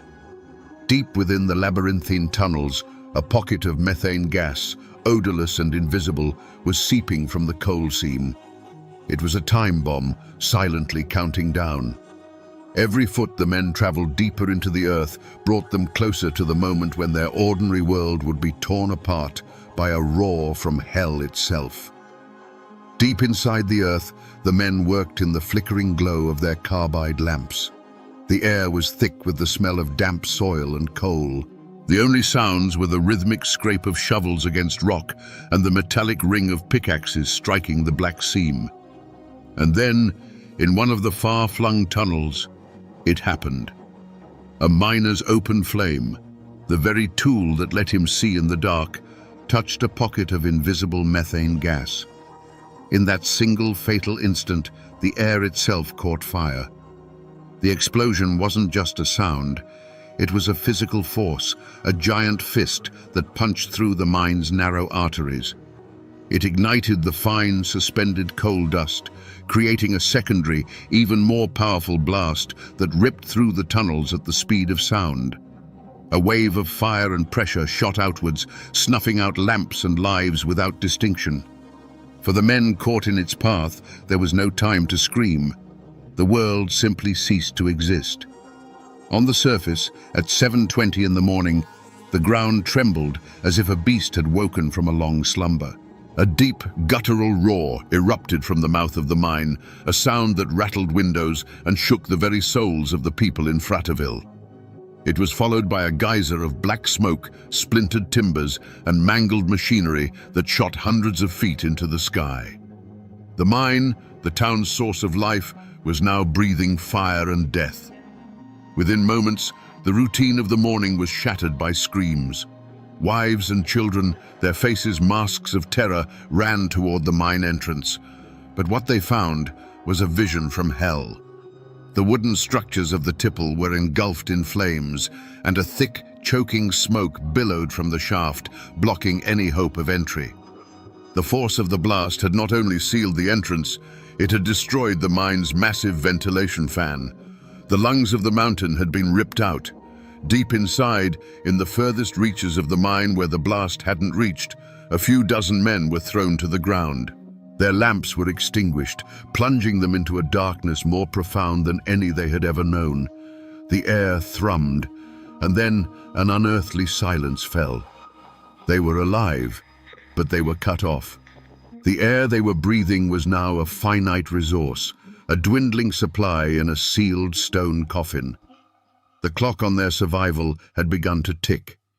In the absolute blackness, the survivors gathered. The thunder of the explosion had faded, replaced by a silence so deep it felt like a physical weight. The air, once merely damp and earthy, now carried a new taste, sharp and metallic. It was the taste of afterdamp, the poisonous cocktail of gases left behind by the blast. They knew what it meant. There would be no rescue. Death wasn't coming for them with fire and fury. It was seeping toward them, silent and invisible. In this moment, faced with the end, Jacob Vowell became their anchor. He didn't preach hope where there was none. Instead, he offered them a final defiant purpose. He told any man with a pencil and a scrap of paper to write. Write to their wives, their children, their mothers. Write the words they would never get to say. In the suffocating darkness of their tomb, these men, whose hands were calloused from swinging a pickaxe, began the delicate work of writing their last goodbyes. Imagine the scene. A handful of dying carbide lamps cast a ghostly flickering glow, creating dancing shadows on the coal-black walls. The only sounds were the ragged coughing of men fighting for each breath and the soft, steady scratch of pencil lead on paper. Men leaned against the cold rock, trying to steady their hands, pouring a lifetime of love onto a few precious inches of paper. They weren't writing about death. They were writing about life, about the families waiting for them under a sun they would never see again. Jacob Vowell wrote to his Sarah, his words a simple, heartbreaking testament. Tell my little boys to be good boys and to trust in the Lord. He was a father to the very end. Beside him, his 14-year-old son Elbert, his strength failing, lay his head in his father's lap. In the dimming light, Jacob watched his son's breathing grow shallow, watched him drift into a sleep from which he would not wake. Then, with a hand that must have trembled, Jacob Vowell made one last entry in the margins of his letter. He didn't describe the horror. He wrote a sentence of pure, devastating fact. My boy Elbert has gone to sleep. He has been dead for a few minutes. It was a final act of a father recording his son's peaceful passage, a final whisper of love in a world that had turned to black. One by one, the lamps sputtered and died, plunging the chamber into a darkness that was total. The scratching of pencils ceased. The ragged breaths grew fainter, until at last there was only silence. On the bodies of the dead, pocket watches continued to tick for a few minutes more before they, too, stopped, their hands frozen on the final moment when the last bit of life-giving air was gone from the room. For 3 long days, Fraterville held its breath. The fire at the mine entrance was eventually smothered, but the mountain remained a sealed tomb. On the surface, a grim vigil of hope against reason took hold. Wives and mothers stood in small, silent groups, their eyes fixed on the smoking hole in the ground that had swallowed their world. The company brought in experts and rescue teams, made up of miners from neighboring towns, worked tirelessly, risking their own lives with every step they took into the poisoned darkness. The air inside was a killer, silent and patient. Rescuers had to work in short, desperate bursts, clearing rubble and shoring up collapsed tunnels, all while battling the suffocating afterdamp. With each foot they gained, the hope of finding anyone alive dwindled, replaced by the grim determination to at least bring the men home for a proper burial.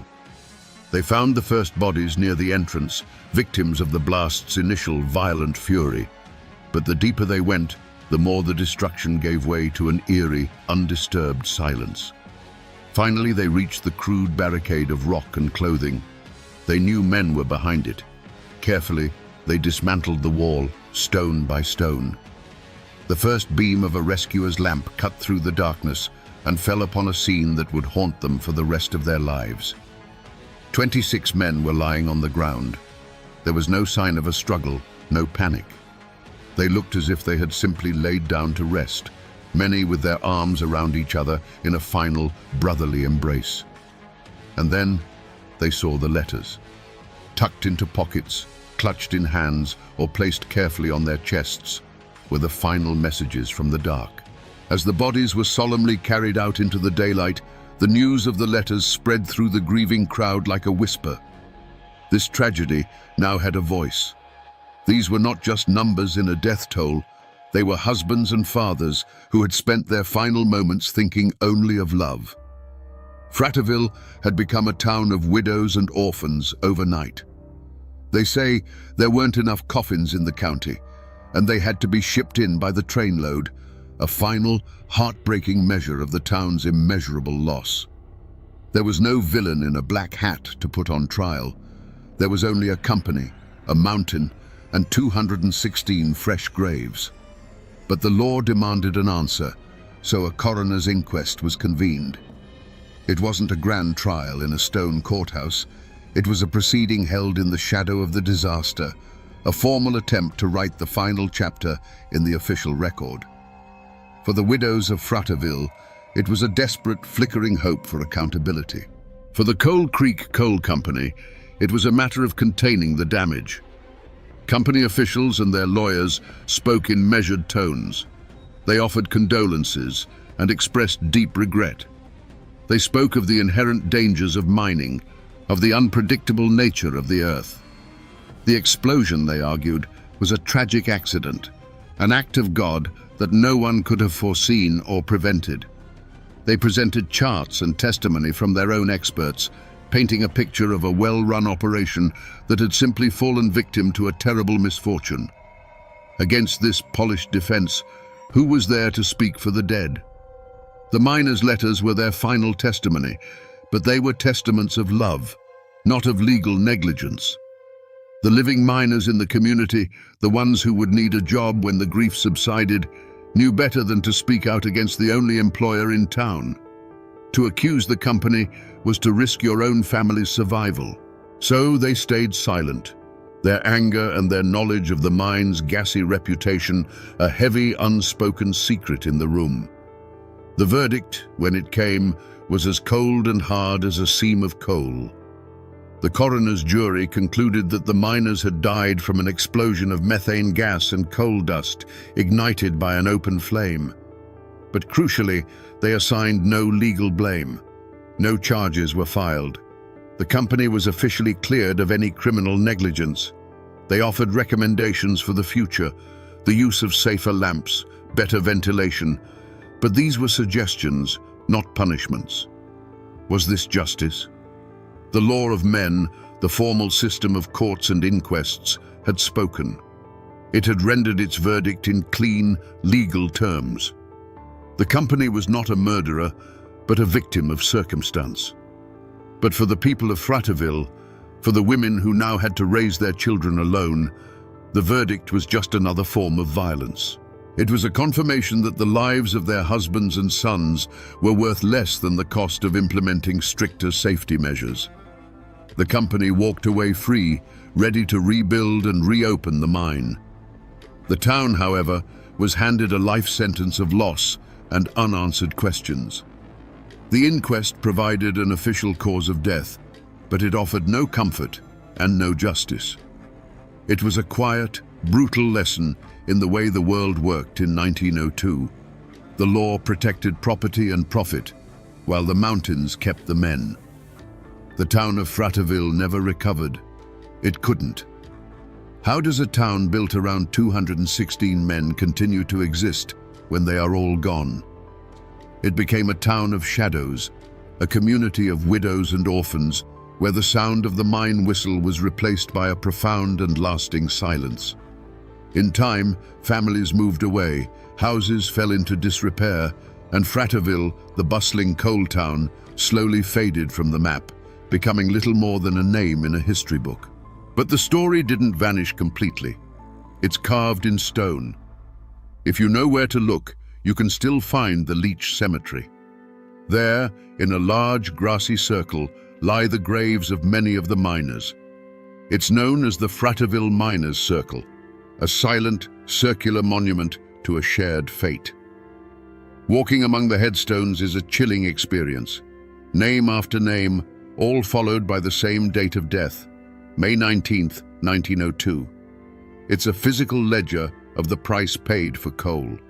And yet, the most powerful trace of that day isn't made of stone. It's made of paper and pencil lead. The letters, Jacob Vowell's final words to his Sarah, Eugene Daniels's prayer for his children, they survived. They were carefully passed down, preserved in archives and museums, their faded script a direct line to the heart of the tragedy. They are not just historical artifacts, they are sacred relics. When you read them, you are no longer a spectator to history. You are in that darkness with them, listening to the very last words of men who knew they were about to die. The mine itself is long gone, its entrance sealed over, reclaimed by the patient green of the mountains. Most people who drive those Tennessee roads today have no idea they're passing a place where an American tragedy unfolded. But the mountains remember. They hold the silence of that sealed-off tunnel, the weight of the grief that soaked into this soil. They remember the roar, the smoke, and the long, agonizing wait that followed. And they hold the echoes of the last words scratched out in the dark, a story of love that proved stronger than the stone that entombed it. So we return to the question we started with. What really happened in the Fraterville mine? An explosion killed 216 men. That is the fact. But it is not the truth. The truth is that in the final suffocating moments of their lives, a handful of ordinary men faced the end not with rage or panic, but with a quiet, heartbreaking dignity. They chose to spend their last ounce of life and breath not on themselves, but on sending one last message of love out of the darkness. The Fraterville disaster is a story of industrial negligence, a brutal lesson paid for in blood that would slowly, painfully lead to safer mines for future generations. But its truest legacy is not found in safety regulations. It's a lesson in what matters at the very end of everything. It teaches us that the human spirit, when stripped of all else, will reach for connection, for family, for love. In the blackest pit, these men found a light inside themselves and sent it outward. Their bodies were buried in the Tennessee earth over a century ago, their towns swallowed by time. But their final words, scratched onto scraps of paper, have traveled through the years to find us. The mountain took their lives, but it could not silence their love. It couldn't bury their story. I'm standing on a piece of ground that has a story to tell, though you wouldn't know it to look at it now. All that's left is a ghost of a chimney, clawing its way out of a tangle of kudzu and briars, and a few foundation stones sweating in the humidity. This was once the heart of the Lincoln family homestead, here in the deep hollows of Lincoln County, West Virginia. The air feels heavy, weighted down by memory. If you listen close, past the wind in the pines, you can almost hear the echoes of a conflict so brutal it was called a war that poisoned this ground and set neighbor against neighbor, kin against kin. Today, we're going to find out why. We're going to listen to these ruins and understand what happened right here that turned a family's dream into this pile of forgotten stone. Let's wind the clock back 150 years. The year is 1870. The chimney we see today isn't a ruin, it's the heart of a home, breathing a steady plume of wood smoke into the crisp morning air. The house it's attached to is a testament to hard work. 2 stories of hand-hewn poplar logs chinked tight against the mountain cold. The porch is wide, and on it sits the patriarch, Colonel Absalom Lincoln, a man as hard and unyielding as the rock-laced soil he commands. His face is a roadmap of hard-won battles, framed by a graying beard, but it's his left sleeve, neatly pinned to his shoulder, that tells the most important story.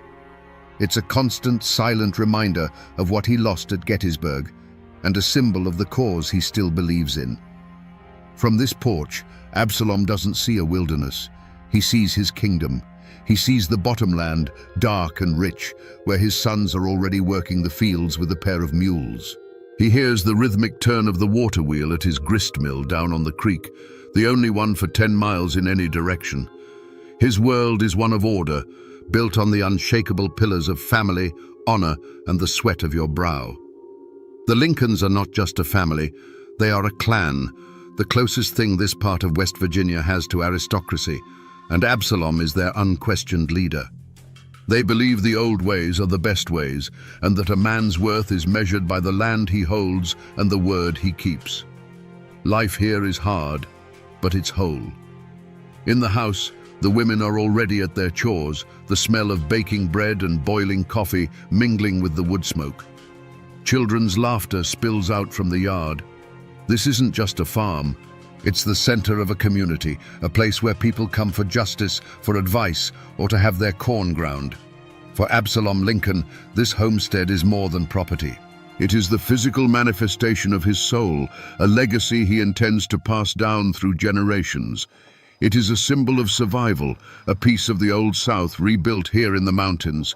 But a shadow is beginning to creep up the hollows. Strangers have been seen in the hills, men with tripods and measuring chains, men in city clothes who speak with northern accents.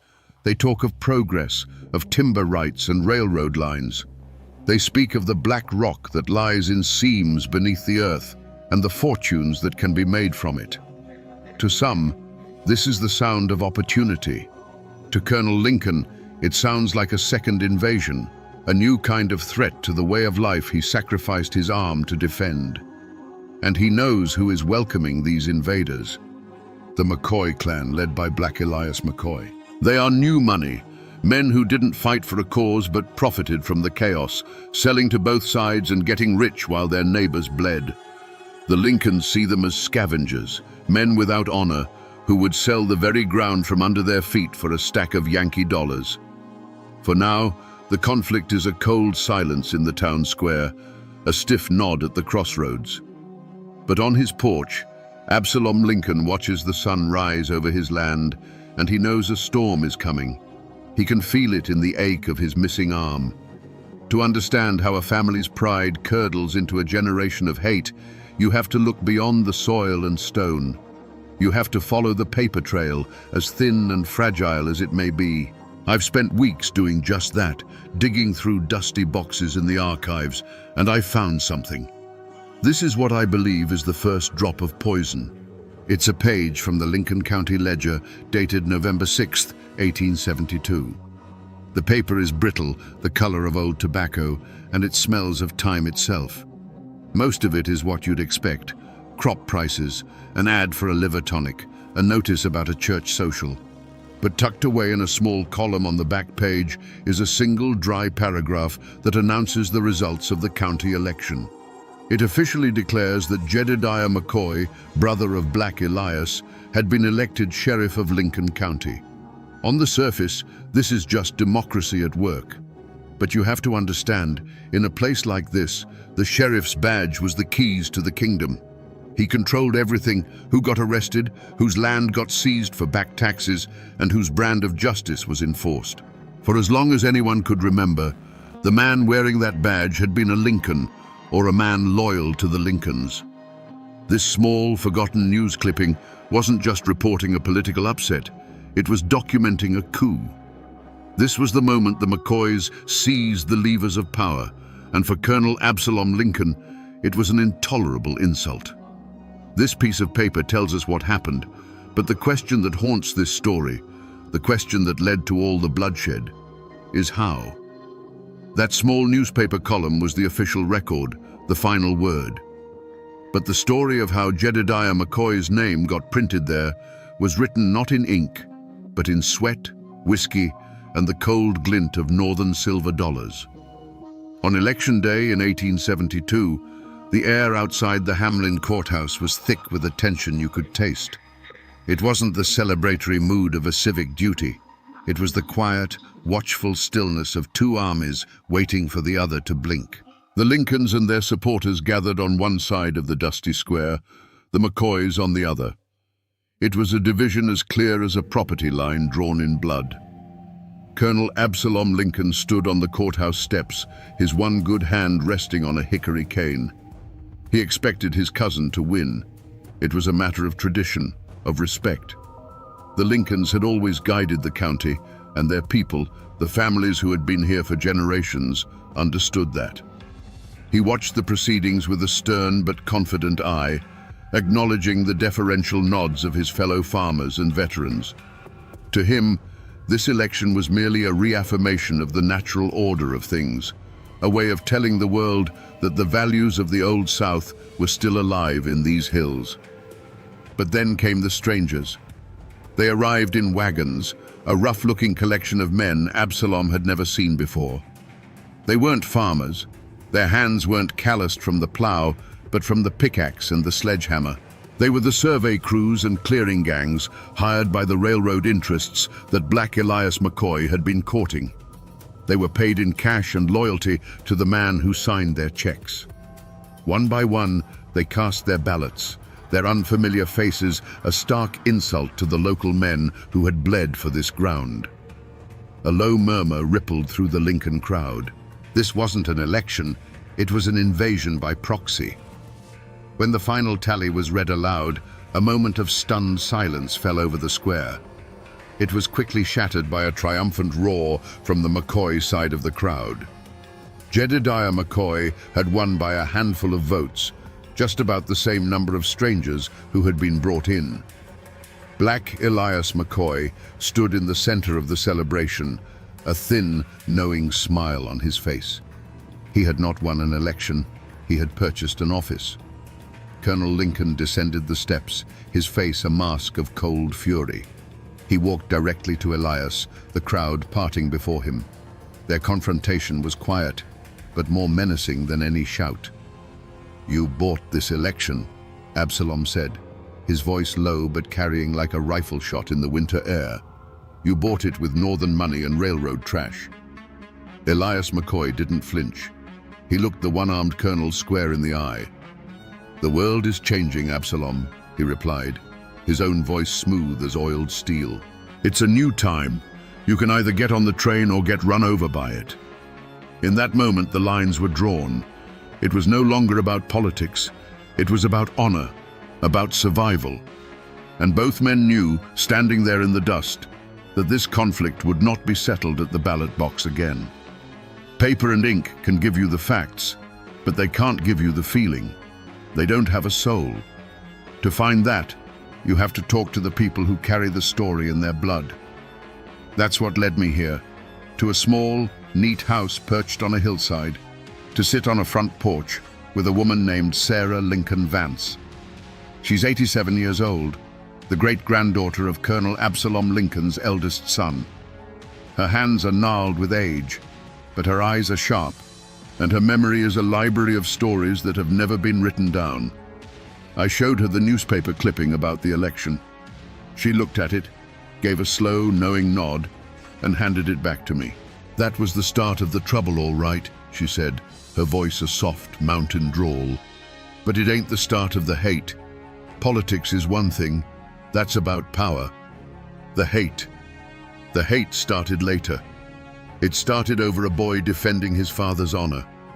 According to the story Sarah's grandmother told her, a few months after the election, there was a church social. It was one of those rare times when the whole county came together, a fragile truce under the eyes of God. But the McCoy victory had made their young men bold, arrogant. One of Elias McCoy's nephews, a boy barely 20, had too much corn liquor and decided to make a show of his family's new standing. He saw Colonel Lincoln standing by himself and said, loud enough for a dozen people to hear, "Looks like the colonel left his voting arm at Gettysburg along with his sense." The insult hung in the air, a stunning act of disrespect. The colonel, a man of immense pride and control, simply turned his back and walked away. But his youngest son, Daniel, who was only 16, saw it all. His face went white with rage. Sarah told me that her grandmother said Daniel was the apple of the colonel's eye, a boy with his father's fire and his mother's kindness. To see his father, a war hero, humiliated like that by a McCoy pup, it was more than he could bear. That, Sarah explained, is the real story behind the first death. The official record, the one whispered in the courthouse, was that Daniel Lincoln got into a dispute with that same McCoy boy over a property line a few days later. But the Lincoln family has always known the truth. Daniel didn't go to that hollow to argue over a few feet of dirt. He went there to demand an apology for his father. The property line was just the place where a boy's pride finally caught up with him. The election gave the McCoys the power, but it was that cruel joke that provided the spark. And that spark was about to ignite the whole damn county. The insult at the church social was a hot coal in Daniel Lincoln's gut. For days, it smoldered. He was only 16, but he had his father's unbending pride. He saw the way the other men looked at the colonel now with a hint of pity. He heard the whispers, and he saw the shame in his father's eyes, a look that cut the boy deeper than any knife. While the older men of the family spoke in hushed tones of political strategy and legal challenges, Daniel was consumed by a simpler, more primal code. An insult to his father's honor was an insult to the entire Lincoln name, and it had to be answered. He wasn't thinking of war or consequences. He was thinking like a son. He found Caleb McCoy, the boy who'd made the joke, working a stand of timber in a narrow hollow where their property lines blurred.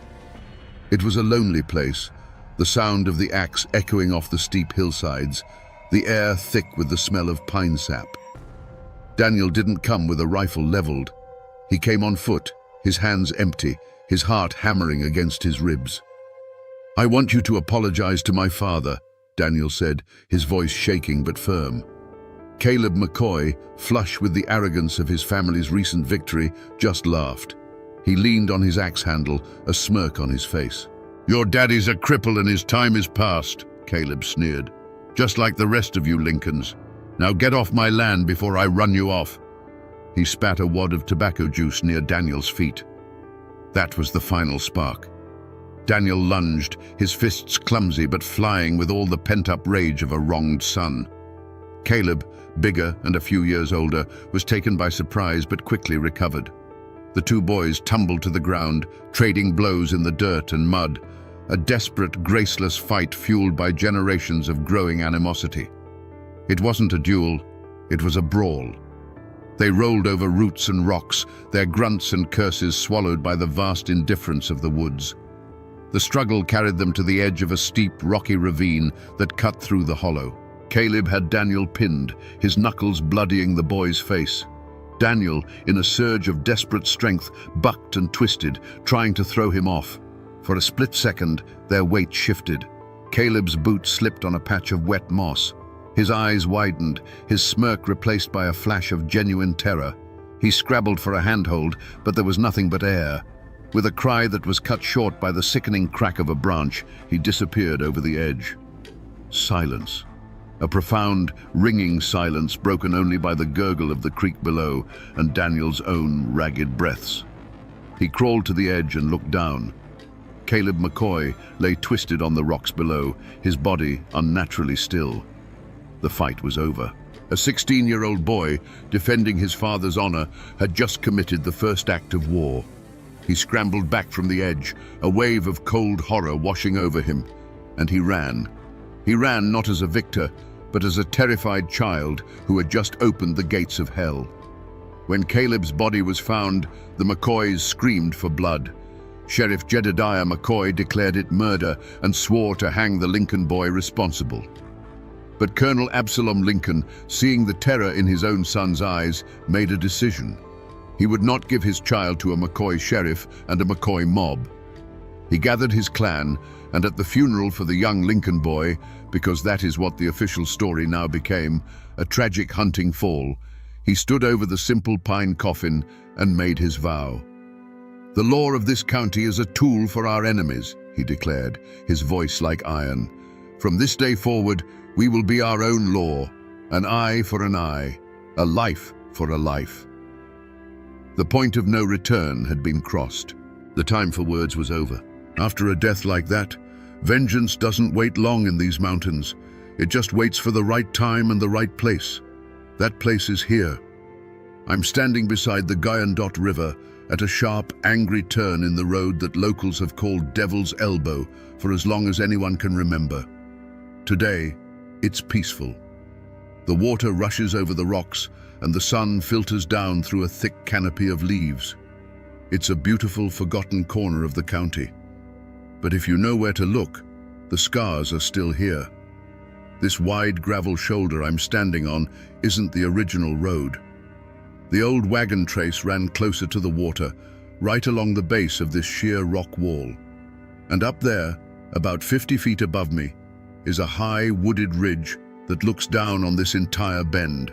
It's a perfect natural ambush point, a kill box designed by God himself. The sandstone up there is still pockmarked, weathered by a century of rain and ice, but you can still make them out. Dark little circles against the grey rock, each one a silent testament to the chaos that was unleashed right where I'm standing. This is where the Lincolns delivered their answer to the death of young Daniel. It wasn't a back-alley knife fight. It was a calculated military-style operation, planned and led by a man who had learned the art of war on the bloodiest battlefields in the nation. You have to imagine it. A slow-moving wagon, heavy with the payroll for a McCoy timber crew, rumbling down that narrow trace. The men inside, feeling safe, probably not even thinking of trouble. They never saw the shadows moving in the laurel up on that ridge. They only heard the sound of Colonel Lincoln's justice speaking all at once. The McCoy payroll wagon creaked its way along the river trace, moving at the slow, steady pace of the mules that pulled it. Inside, 3 McCoy kinsmen were relaxed, their rifles leaning against the wagon bed. The money, a heavy lockbox full of silver dollars, was a comforting weight between them. It was a warm afternoon in 1875. The air was sweet, and the only sounds were the jingle of the harness, the rumble of the wheels, and the endless rush of the Guyandot. As they rounded Devil's Elbow, the high rock wall threw the road into deep shadow, offering a brief respite from the sun. It was the last moment of peace any of them would ever know. The first shot was not a warning. It was a declaration. A single sharp crack echoed from the ridge above, and the lead mule went down as if struck by lightning, its collapse throwing the entire wagon into a groaning, tangled halt. Before the McCoy men could even register what had happened, the ridge exploded in a volley of synchronized fire. It was not the scattered shooting of a brawl, it was the disciplined, concentrated fire of soldiers. The sound was a physical blow, a deafening wall of noise that hammered the wagon from above. The wooden sideboards of the wagon splintered instantly, peppered with a dozen heavy-caliber impacts. The air filled with the smell of gunpowder and hot lead. The man holding the reins was thrown backward from his seat, the leather straps falling from his hands. A second man, who had been scrambling for his rifle, suddenly slumped forward over the lockbox, his own weapon clattering, unfired, to the floorboards. The third and final man managed to raise his pistol and fire a single wild shot toward the trees before he too was silenced, collapsing in a heap beside his comrades. Then, as suddenly as it began, an absolute silence fell over the bend in the road. It was a heavy, profound quiet, broken only by the panicked breathing of the remaining mule and the ceaseless murmur of the river. From the dense laurel on the ridge, a line of figures emerged, moving with quiet purpose down the steep incline. They were led by Colonel Absalom Lincoln. His face was grim, his eyes cold and methodical. He was not a man consumed by rage. He was a commander inspecting a battlefield after a successful engagement. He walked to the wagon and looked upon the scene of instant, overwhelming destruction. His men watched him, waiting for a command.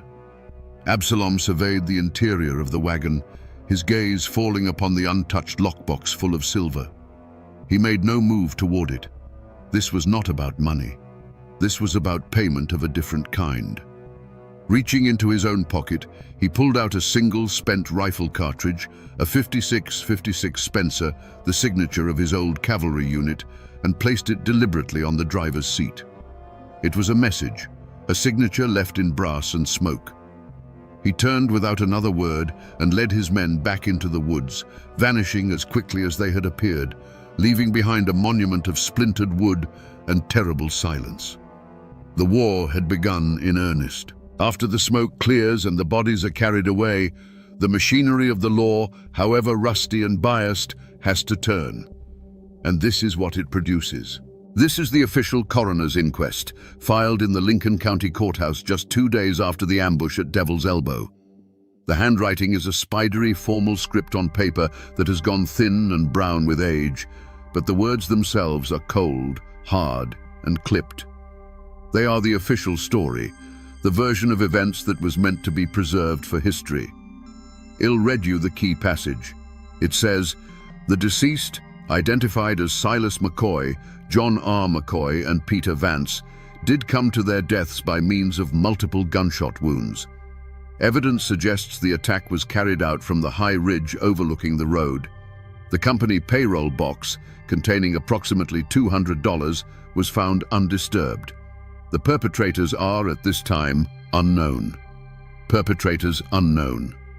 In a county this small, where every family knows every other family's business, that phrase is a lie. A necessary, legal lie, perhaps, but a lie nonetheless. The whole county knew who had the skill to organize an attack like that. The whole county knew who owned Spencer repeating rifles, and the whole county knew who had a fresh grudge and a score to settle. This document, in its sterile official language, scrubs the passion from the event.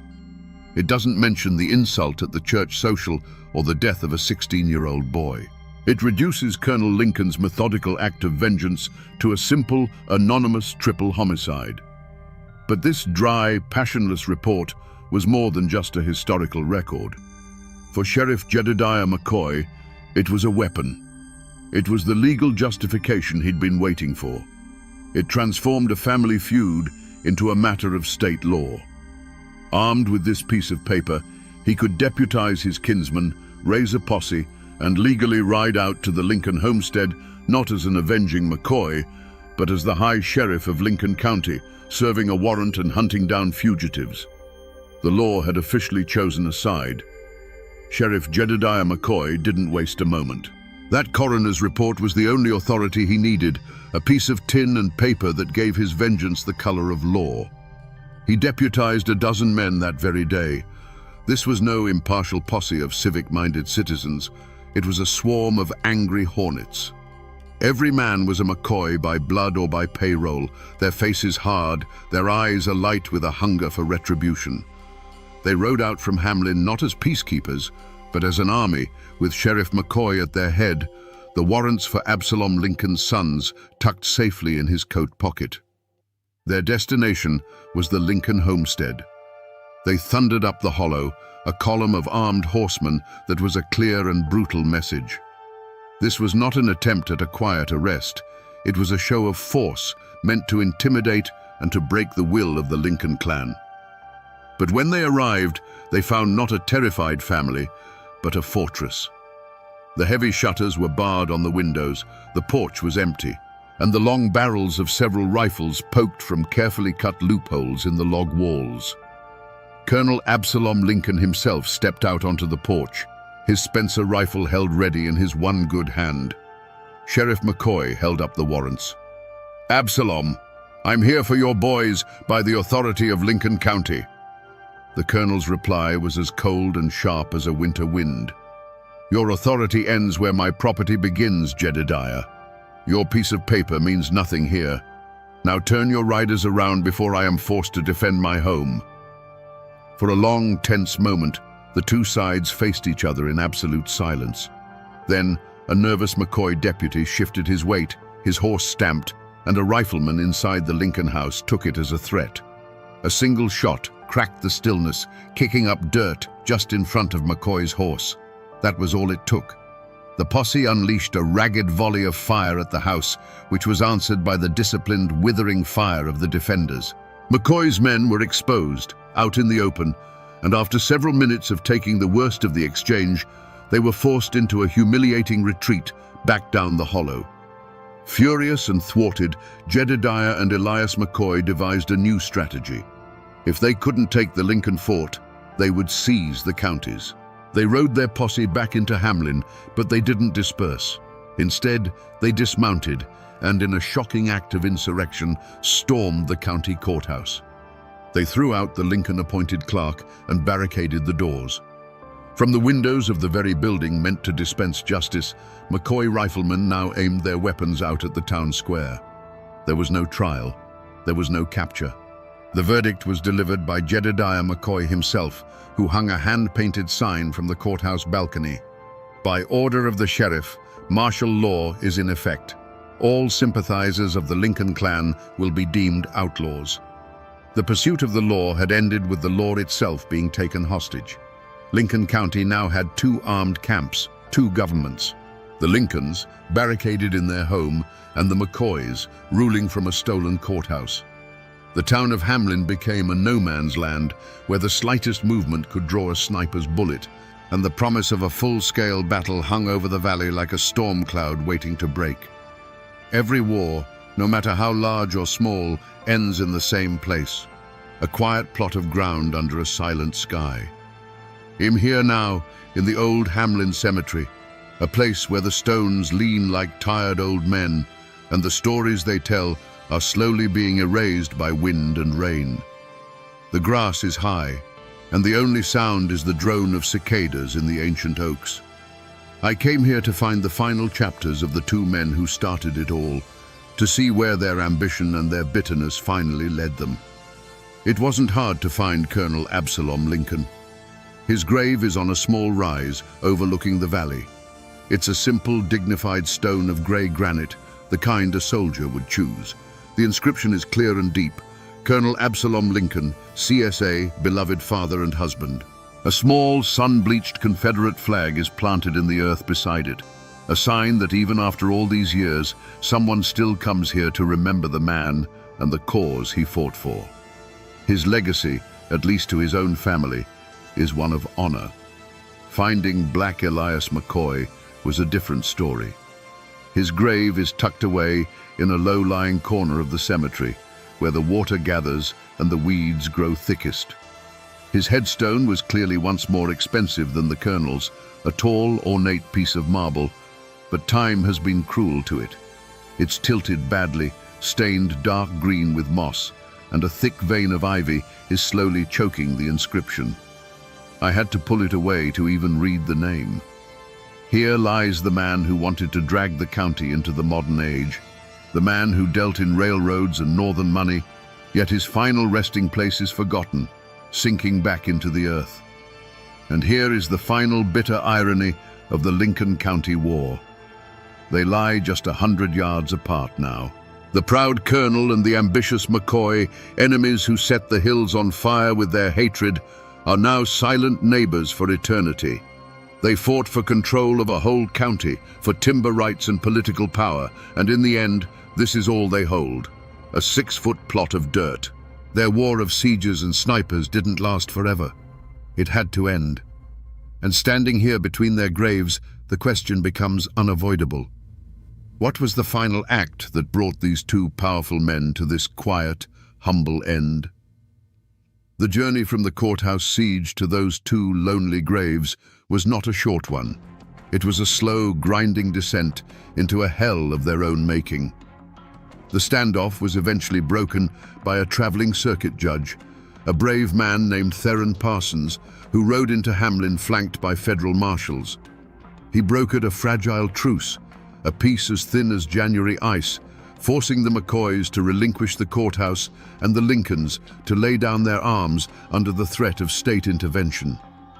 For a few tense months, an uneasy quiet settled over the county, but the hate was still there, simmering just beneath the surface. That fragile peace was shattered by a single rifle shot in the summer of 1878. Judge Parsons, seen as sympathetic to the Lincolns, was sitting on the porch of his boarding house when a bullet from the shadows found him. The assassination was a message. There was no room for impartial law in Lincoln County. The truce was over. The act was so brazen, so final, that it pushed both sides past the point of no return. The rules of engagement, if there ever were any, were burned along with the judge's body on the funeral pyre. The conflict then devolved into a new, more ruinous kind of warfare: economic destruction. One moonless night, McCoy riders swept through the Lincoln holdings, their torches finding the grist mill and the barns full of the year's harvest. The orange glow against the night sky was visible for miles, a signal that the McCoys were no longer just trying to win, but to erase the Lincolns from the land entirely. The retaliation was swift and terrible. The Lincolns, led by Absalom's remaining sons, no longer targeted barns. They targeted homes, setting fire to the McCoy homesteads and driving women and children out into the cold. It was a war of total annihilation, where the goal was to leave the enemy with nothing but ashes. This was the war that finally broke both clans. Black Elias McCoy, for all his cunning, found his fortune turning to ash in his hands. He had spent everything on hired guns, legal fees and bribes, and with his timber operations constantly under threat, his northern business partners abandoned him. He died a few years later, not from a bullet, but a broken man. His dreams of a McCoy dynasty ruined, leaving little behind but debts and a legacy of hate. Colonel Absalom Lincoln met a more direct, but no less tragic, end. In the spring of 1880, believing the worst of the fighting was over, he was out plowing his field, trying to bring life back to the soil that had soaked up so much blood. The man who had survived Gettysburg, who had fortified his home against a sheriff's army, was shot in the back by an unknown assassin from the tree line. He died with his hand on the plow. With the patriarchs of both families gone, the war simply ran out of fuel. The long shadow it cast, however, would stretch for generations, a darkness that fell not just on the families who fought, but on the very soul of the county itself. You might think that after 150 years, the dust would have settled, and the story of the Lincoln County War would be just that, a story. But you'd be wrong. The shooting may have stopped in 1880, but the war of words, the war of whispers and memory, never truly ended. It's still being fought today in quiet conversations on front porches and at family reunions. The truth of what happened depends entirely on who you ask, because in Lincoln County, history isn't a single solid thing. It's a fractured mirror, and every family holds a piece. To this day, if you find someone with the last name Lincoln, they will tell you a story of heroes and villains. In their version, Colonel Absalom Lincoln was a tragic patriarch, a man of unshakable honor who was forced to defend his family and his way of life against a tide of corruption.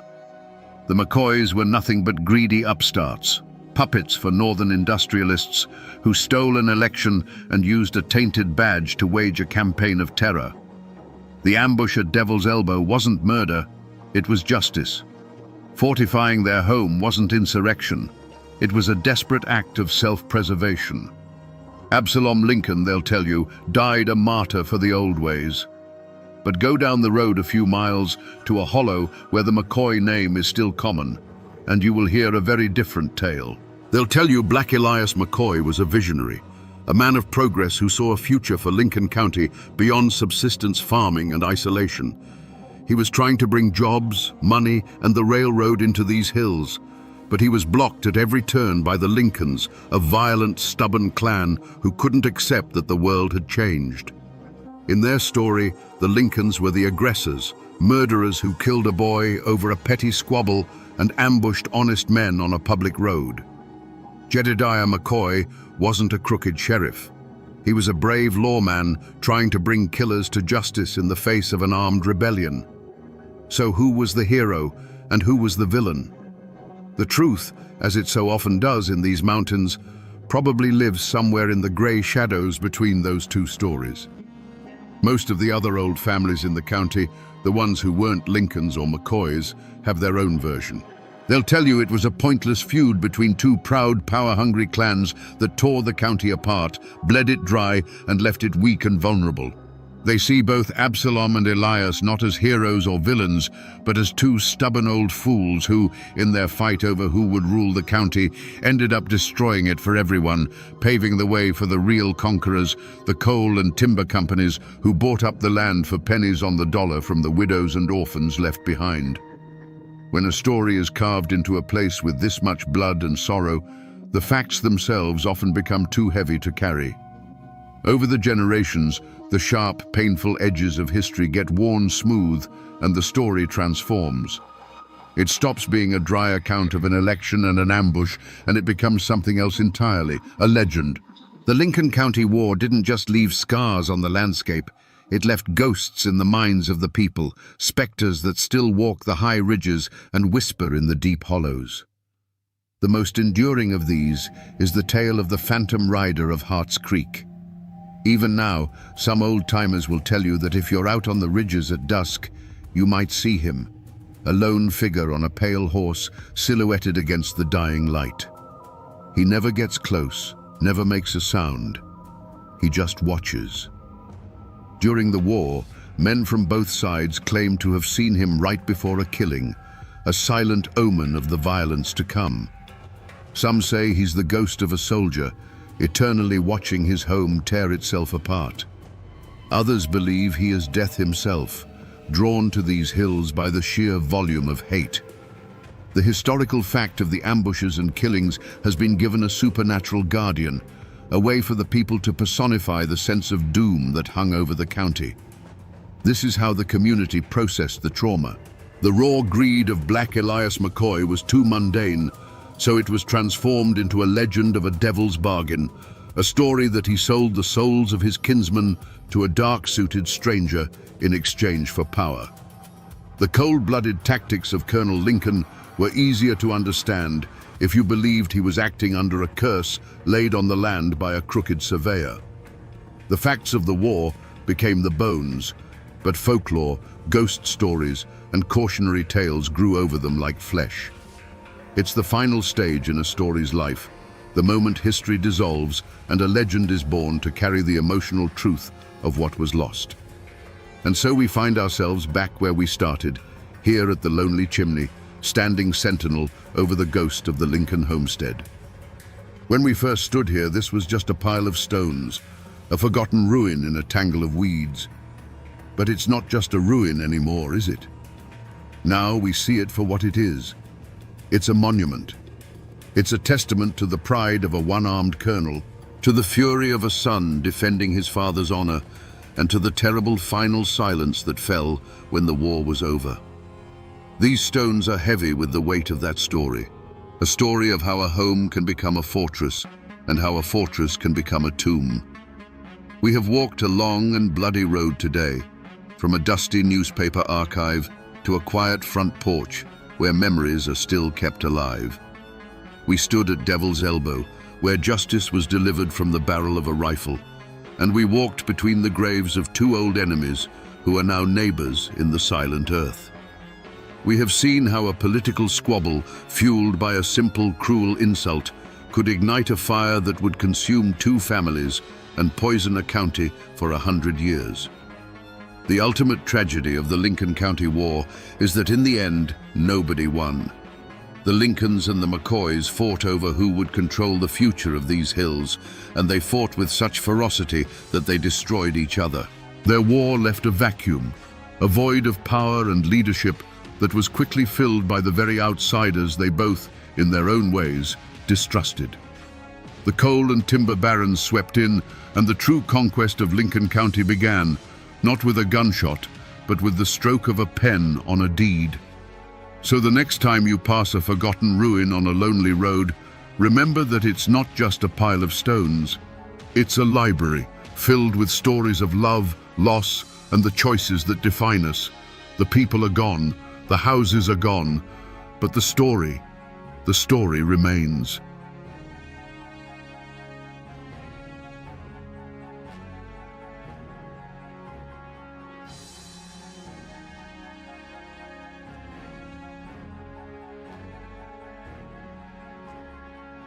The judge pronounced the sentence, 1 year in the county jail. A dead silence fell over the packed Virginia courthouse. Then, the patriarch of the most powerful clan in these mountains, Floyd Allen, rose to his feet. His eyes blazed as he uttered the words that would become a signal for slaughter. "Gentlemen, I ain't a-goin'." A split second later, the courtroom exploded in a firestorm of bullets. When the gun smoke cleared, the judge, the sheriff, and the prosecutor lay dead. The newspapers called it an act of savage barbarism. But was it a cold-blooded ambush? or the last desperate stand of a man defending his honor? Today, we will try to find the truth behind the 90 seconds of hell that forever scarred these mountains. To understand the blood that was spilled, you first have to understand the world that was about to be lost. This was Hillsville, Virginia, at the dawn of the 20th century. Tucked deep in the Blue Ridge Mountains, this wasn't just a town, it was a fortress of tradition, a kingdom unto itself. Here, the hollows held the morning mist like secrets, and the rugged peaks stood as silent guardians against a world that was changing too fast. This was a land governed not by laws written on paper in some distant capital, but by the unwritten code of the mountains. The people here were cut from a different cloth. They were the descendants of Scottish-Irish settlers, a folk as hard and unyielding as the rock beneath their feet. They were fiercely independent, deeply suspicious of outsiders, especially the Flatlanders and their government. For them, the ultimate authority wasn't a judge or a sheriff, it was the family, the clan. Loyalty was the highest virtue, and honor was a currency more valuable than gold. An insult to one was an insult to all, and a man was expected to defend his name with a steady hand and a loaded gun. And in this world of shadow and stone, no clan cast a longer shadow than the Allens. They were the embodiment of the mountain spirit, powerful, proud, and absolutely uncompromising. They weren't just a family, they were a force of nature, with dozens of kin and supporters who looked to them for leadership, protection, and justice. When the Allens spoke, Carroll County listened. At their head stood the patriarch, 56-year-old Floyd Allen. Don't picture some simple farmer. Floyd was a titan of the mountains, a wealthy landowner, a savvy businessman who owned a general store and a sawmill. He was known for his immense strength, his quick temper, and a will made of iron. He never backed down from a fight, and he never broke a promise. To the people of Carroll County, he was more than a man. He was their king. The Allens lived by a simple, terrifying creed, an oath that was whispered with a mix of fear and admiration across the county. It was the foundation of their power and the very core of their identity. No Allen will ever go to jail. This wasn't just a boast. It was a declaration of sovereignty, a promise that they would answer to their own code of honor before they ever answered to the laws of the Flatlanders. But the outside world, with its telegraphs, its railroads, and its centralized government, was creeping closer. The authority of the state was pressing in on this isolated kingdom, seeking to replace the ancient law of the clan with the modern law of the land. The world of the Allens and the world of Judge Thornton Massey were two massive millstones, grinding slowly, inevitably, toward each other. It was only a matter of time before someone got crushed between them. Great tragedies often begin with the smallest of things, a spark in a tinder-dry forest. For the Allens, that spark was a clumsy gesture at a local corn festival. Floyd's young nephew, Wesley Edwards, tried to kiss a girl. It was a foolish, youthful act, but in the mountains, where a woman's honor is fiercely guarded, it was a profound offense. The girl's brothers, Will and Sid, saw it, and fists flew. News of the fight traveled fast, echoing through the hollows until it reached the ears of Floyd Allen. His nephew had been challenged, his kin had been disrespected. This was not a simple brawl to him, it was a stain on the honor of the entire Allen clan. He didn't wait for the law, he dispensed his own. He met the Edwards brothers on a dusty road, and the conversation was short. According to witnesses, Floyd, a man of formidable strength, beat one of the brothers so severely with the butt of his pistol that he left him bleeding and broken in the dirt. Now the outside world was forced to act. The beating was too public, too brutal to ignore. A warrant was issued for the arrest of Floyd Allen.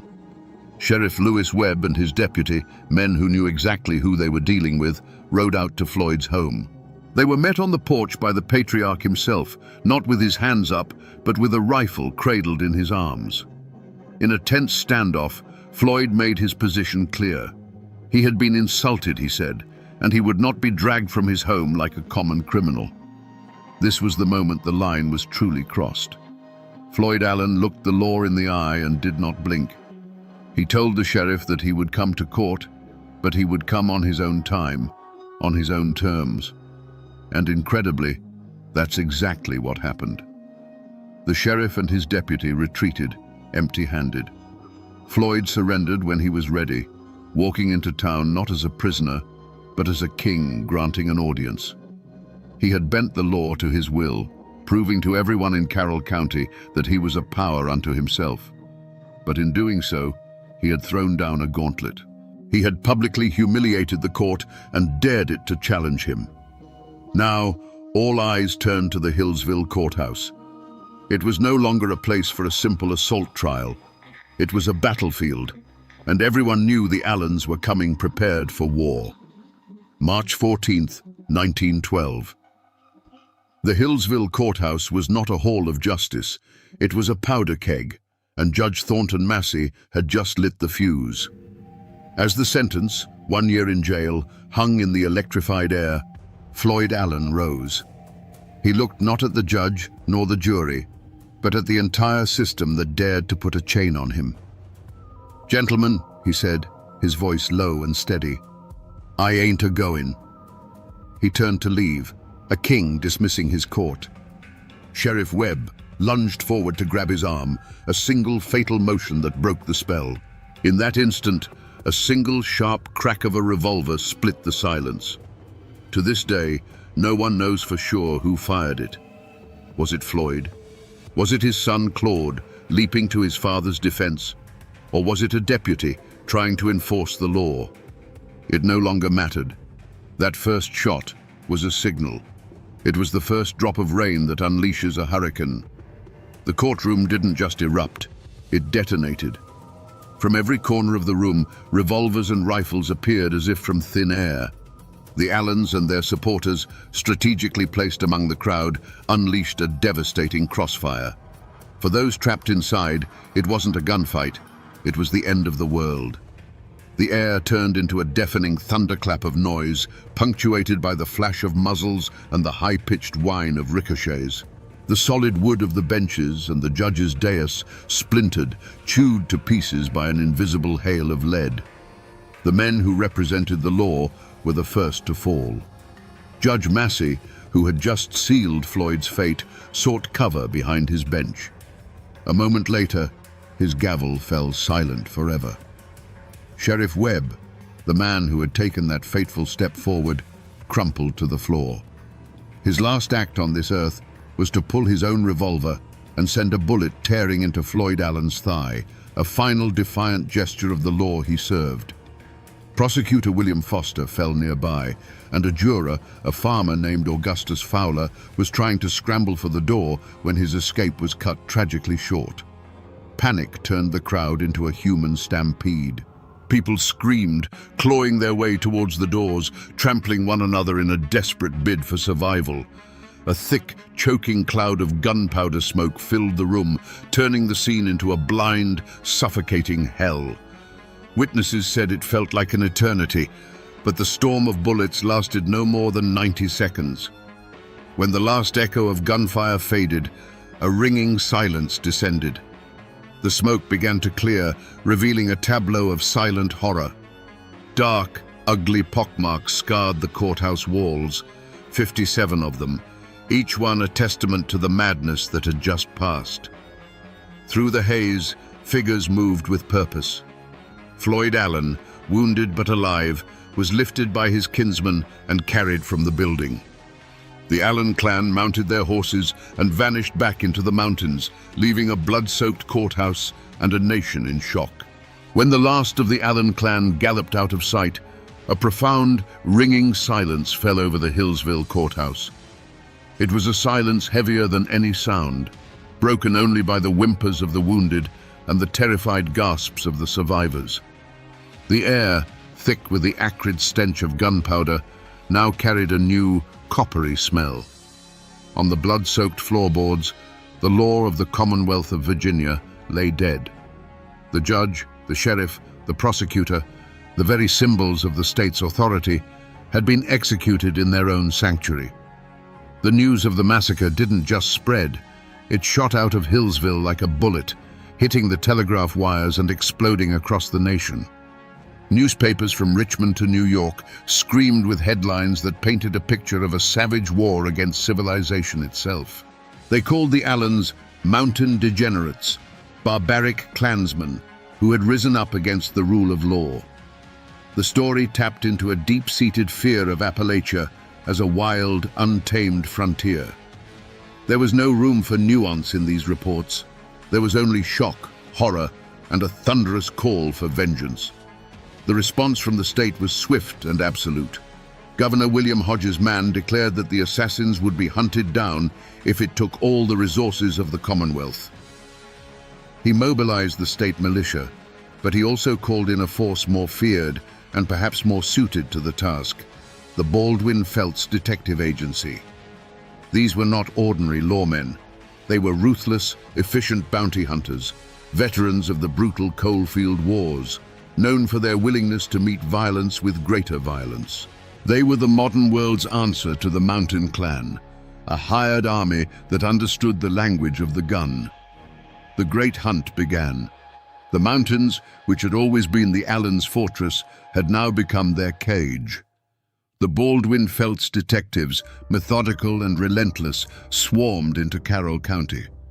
They brought with them the tools of the modern age, photographs of the wanted men, a network of informants, and the promise of a hefty reward that could turn a neighbor into a betrayer. They combed every hollow, searched every cabin, and squeezed the community with a grip of fear. For the Allens, there was nowhere left to run. One by one, the fugitives were captured or surrendered. The net tightened until finally, acting on a tip, detectives found their ultimate prize.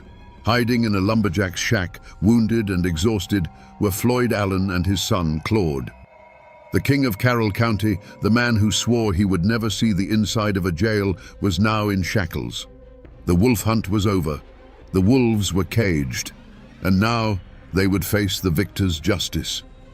The trial of the Allen clan was never going to be held in Hillsville. The influence of their name was too strong, the memory of the massacre too raw. To ensure a conviction, the state moved the proceedings to the city of Wytheville. But this change of venue did more than just move the trial. It ripped the Allens out of their world and placed them in the heart of their enemies. It wasn't a trial, it was a reckoning. The courthouse was surrounded by armed militia. Reporters from across the country filled the press benches, eager to send back sensational stories of the Appalachian savages. The court of law had become a theater of vengeance, and the public demanded a bloody final act.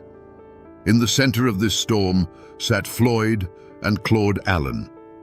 They were not the wild-eyed murderers the newspapers described. Witnesses from the trial remembered them as composed, stoic, and utterly unbowed. They sat like fallen kings, their faces carved from mountain stone, showing no fear and no remorse. They listened to the testimony against them with a quiet dignity that was, in its own way, a final act of defiance. They had lived by the code of the mountains, and they would not grovel before the code of the Flatlanders, even with their lives hanging in the balance. The prosecution painted a picture of a cold, calculated conspiracy, an ambush designed to assassinate the law itself. Their lawyers argued that it was a spontaneous eruption of violence, a tragic misunderstanding that spiraled out of control. But in a courtroom filled with rage and grief against the testimony of dozens of terrified survivors, their words were meaningless. The verdict was a foregone conclusion before the first witness was even called. The jury, drawn from a world that neither knew nor understood the Allens' way of life, deliberated for only a short time. The verdict came back: guilty. Guilty of murder in the first degree. The judge, his voice heavy with the weight of the state's authority, sentenced Floyd Allen and his son Claude to die. Not by the gun, the weapon of their world, but by the electric chair. A cold, scientific answer to the hot-blooded code of the mountains. The other clan members involved were handed sentences that would see them waste away for decades behind bars, their power broken, their families scattered. The sentence was met with applause in the courtroom and celebrated in newspaper headlines as a triumph for civilization. The law had been challenged, and the law had won. But back in the misty hollows of Carroll County, the whispers told a different story. To many, this wasn't justice. It was an execution carried out by a foreign power. The state had not just punished murderers, it had made an example of men who dared to live by their own rules. And so the question that hangs over this story remains, even a century later. Was it justice that was delivered in that Wytheville courtroom? Or was it simply the final brutal act of a war between two worlds, where the victor got to write the law and call it by whatever name they chose? The years have passed, and the gun smoke over Hillsville has long since cleared, but the echo of those shots has never truly faded. On March 28, 1913, Floyd Allen walked to the electric chair. As they strapped him in, he looked at the witnesses and spoke his own epitaph, words as hard and unyielding as the man himself. "Gentlemen, I'm dying like a man. I'll get there before you do." Minutes later, his son Claude sat in the same chair, meeting his end with the same mountain stoicism. The state had its final victory. But the Allen story didn't end there. Floyd's brother, Sidner, became a legend of survival. Riddled with 11 bullets during the shootout, he not only lived, but escaped, hiding in the mountains for months. When he was finally caught, he was sentenced to 35 years in prison, but he outlasted the outrage. He was eventually pardoned, a man who stared death in the face and walked away. The other clan members served their long sentences, returning to a world that had moved on, forever branded by those 90 seconds of violence. If you go to Hillsville today, you won't see the original courthouse. It was torn down decades ago, but for years its replacement stood on the same ground, and the old-timers would tell you that the spirit of that day lingered. They said that for a long time you could still trace the bullet holes in the old building's walls, silent mouths speaking of the chaos. The graves of Floyd and Claude Allen can still be found in a family cemetery, their stones a quiet, somber testament to the clan's vow. They are not just graves, they are a landmark, a place where the past feels close enough to touch. The rest of the world has largely forgotten the Carroll County Courthouse massacre. It's become a dusty footnote in the history books. But here, in these mountains, it is not forgotten. It has seeped into the soil and become folklore. The story is told not as history, but as a cautionary tale about pride, honor, and the terrible price of defiance. The Allen name still echoes through these hollows, a name that for some means murder and mayhem, but for others, still whispers of a fallen king who dared to stand against the world and kept his promise that he would never, ever go to jail. The mountains remember. So we come back to the question that hung in the gunsmoke of that Virginia courthouse. Were the Allens cold-blooded killers who planned a massacre from the start? Or were they defenders of an ancient code, pushed to a final desperate act? The truth, like most things in these mountains, is not so simple. They came to that courthouse armed because in their world, power was respected only when it was backed by the threat of force. They didn't see themselves as criminals defying the law. They saw themselves as sovereigns of their own kingdom, defending its honor against a foreign invasion. The Hillsville massacre was more than just a crime. It was the bloody, violent end of an era. It was the moment the modern world, with its courts and its electric chairs, finally broke the back of the old world, with its clans and its code of blood honor. The state sent a message that day, written in the language the Allens understood best. Its power was now absolute, its reach inescapable. The Allen clan wasn't just fighting a one-year jail sentence, they were fighting the 20th century, and the 20th century won. This is a story of brutality, yes, but it is also a story of the indomitable Appalachian spirit, a spirit so fiercely independent that it can lead to both greatness and ruin. Floyd Allen was a king who refused to watch his kingdom crumble. He and his family were not heroes, but their tragic, violent story has become a dark legend, a warning of what happens when pride and honor demand a price that can only be paid in blood. And while the law won the war that day, the story of the clan who swore they would never go to prison and kept that oath at the cost of everything still haunts these hills.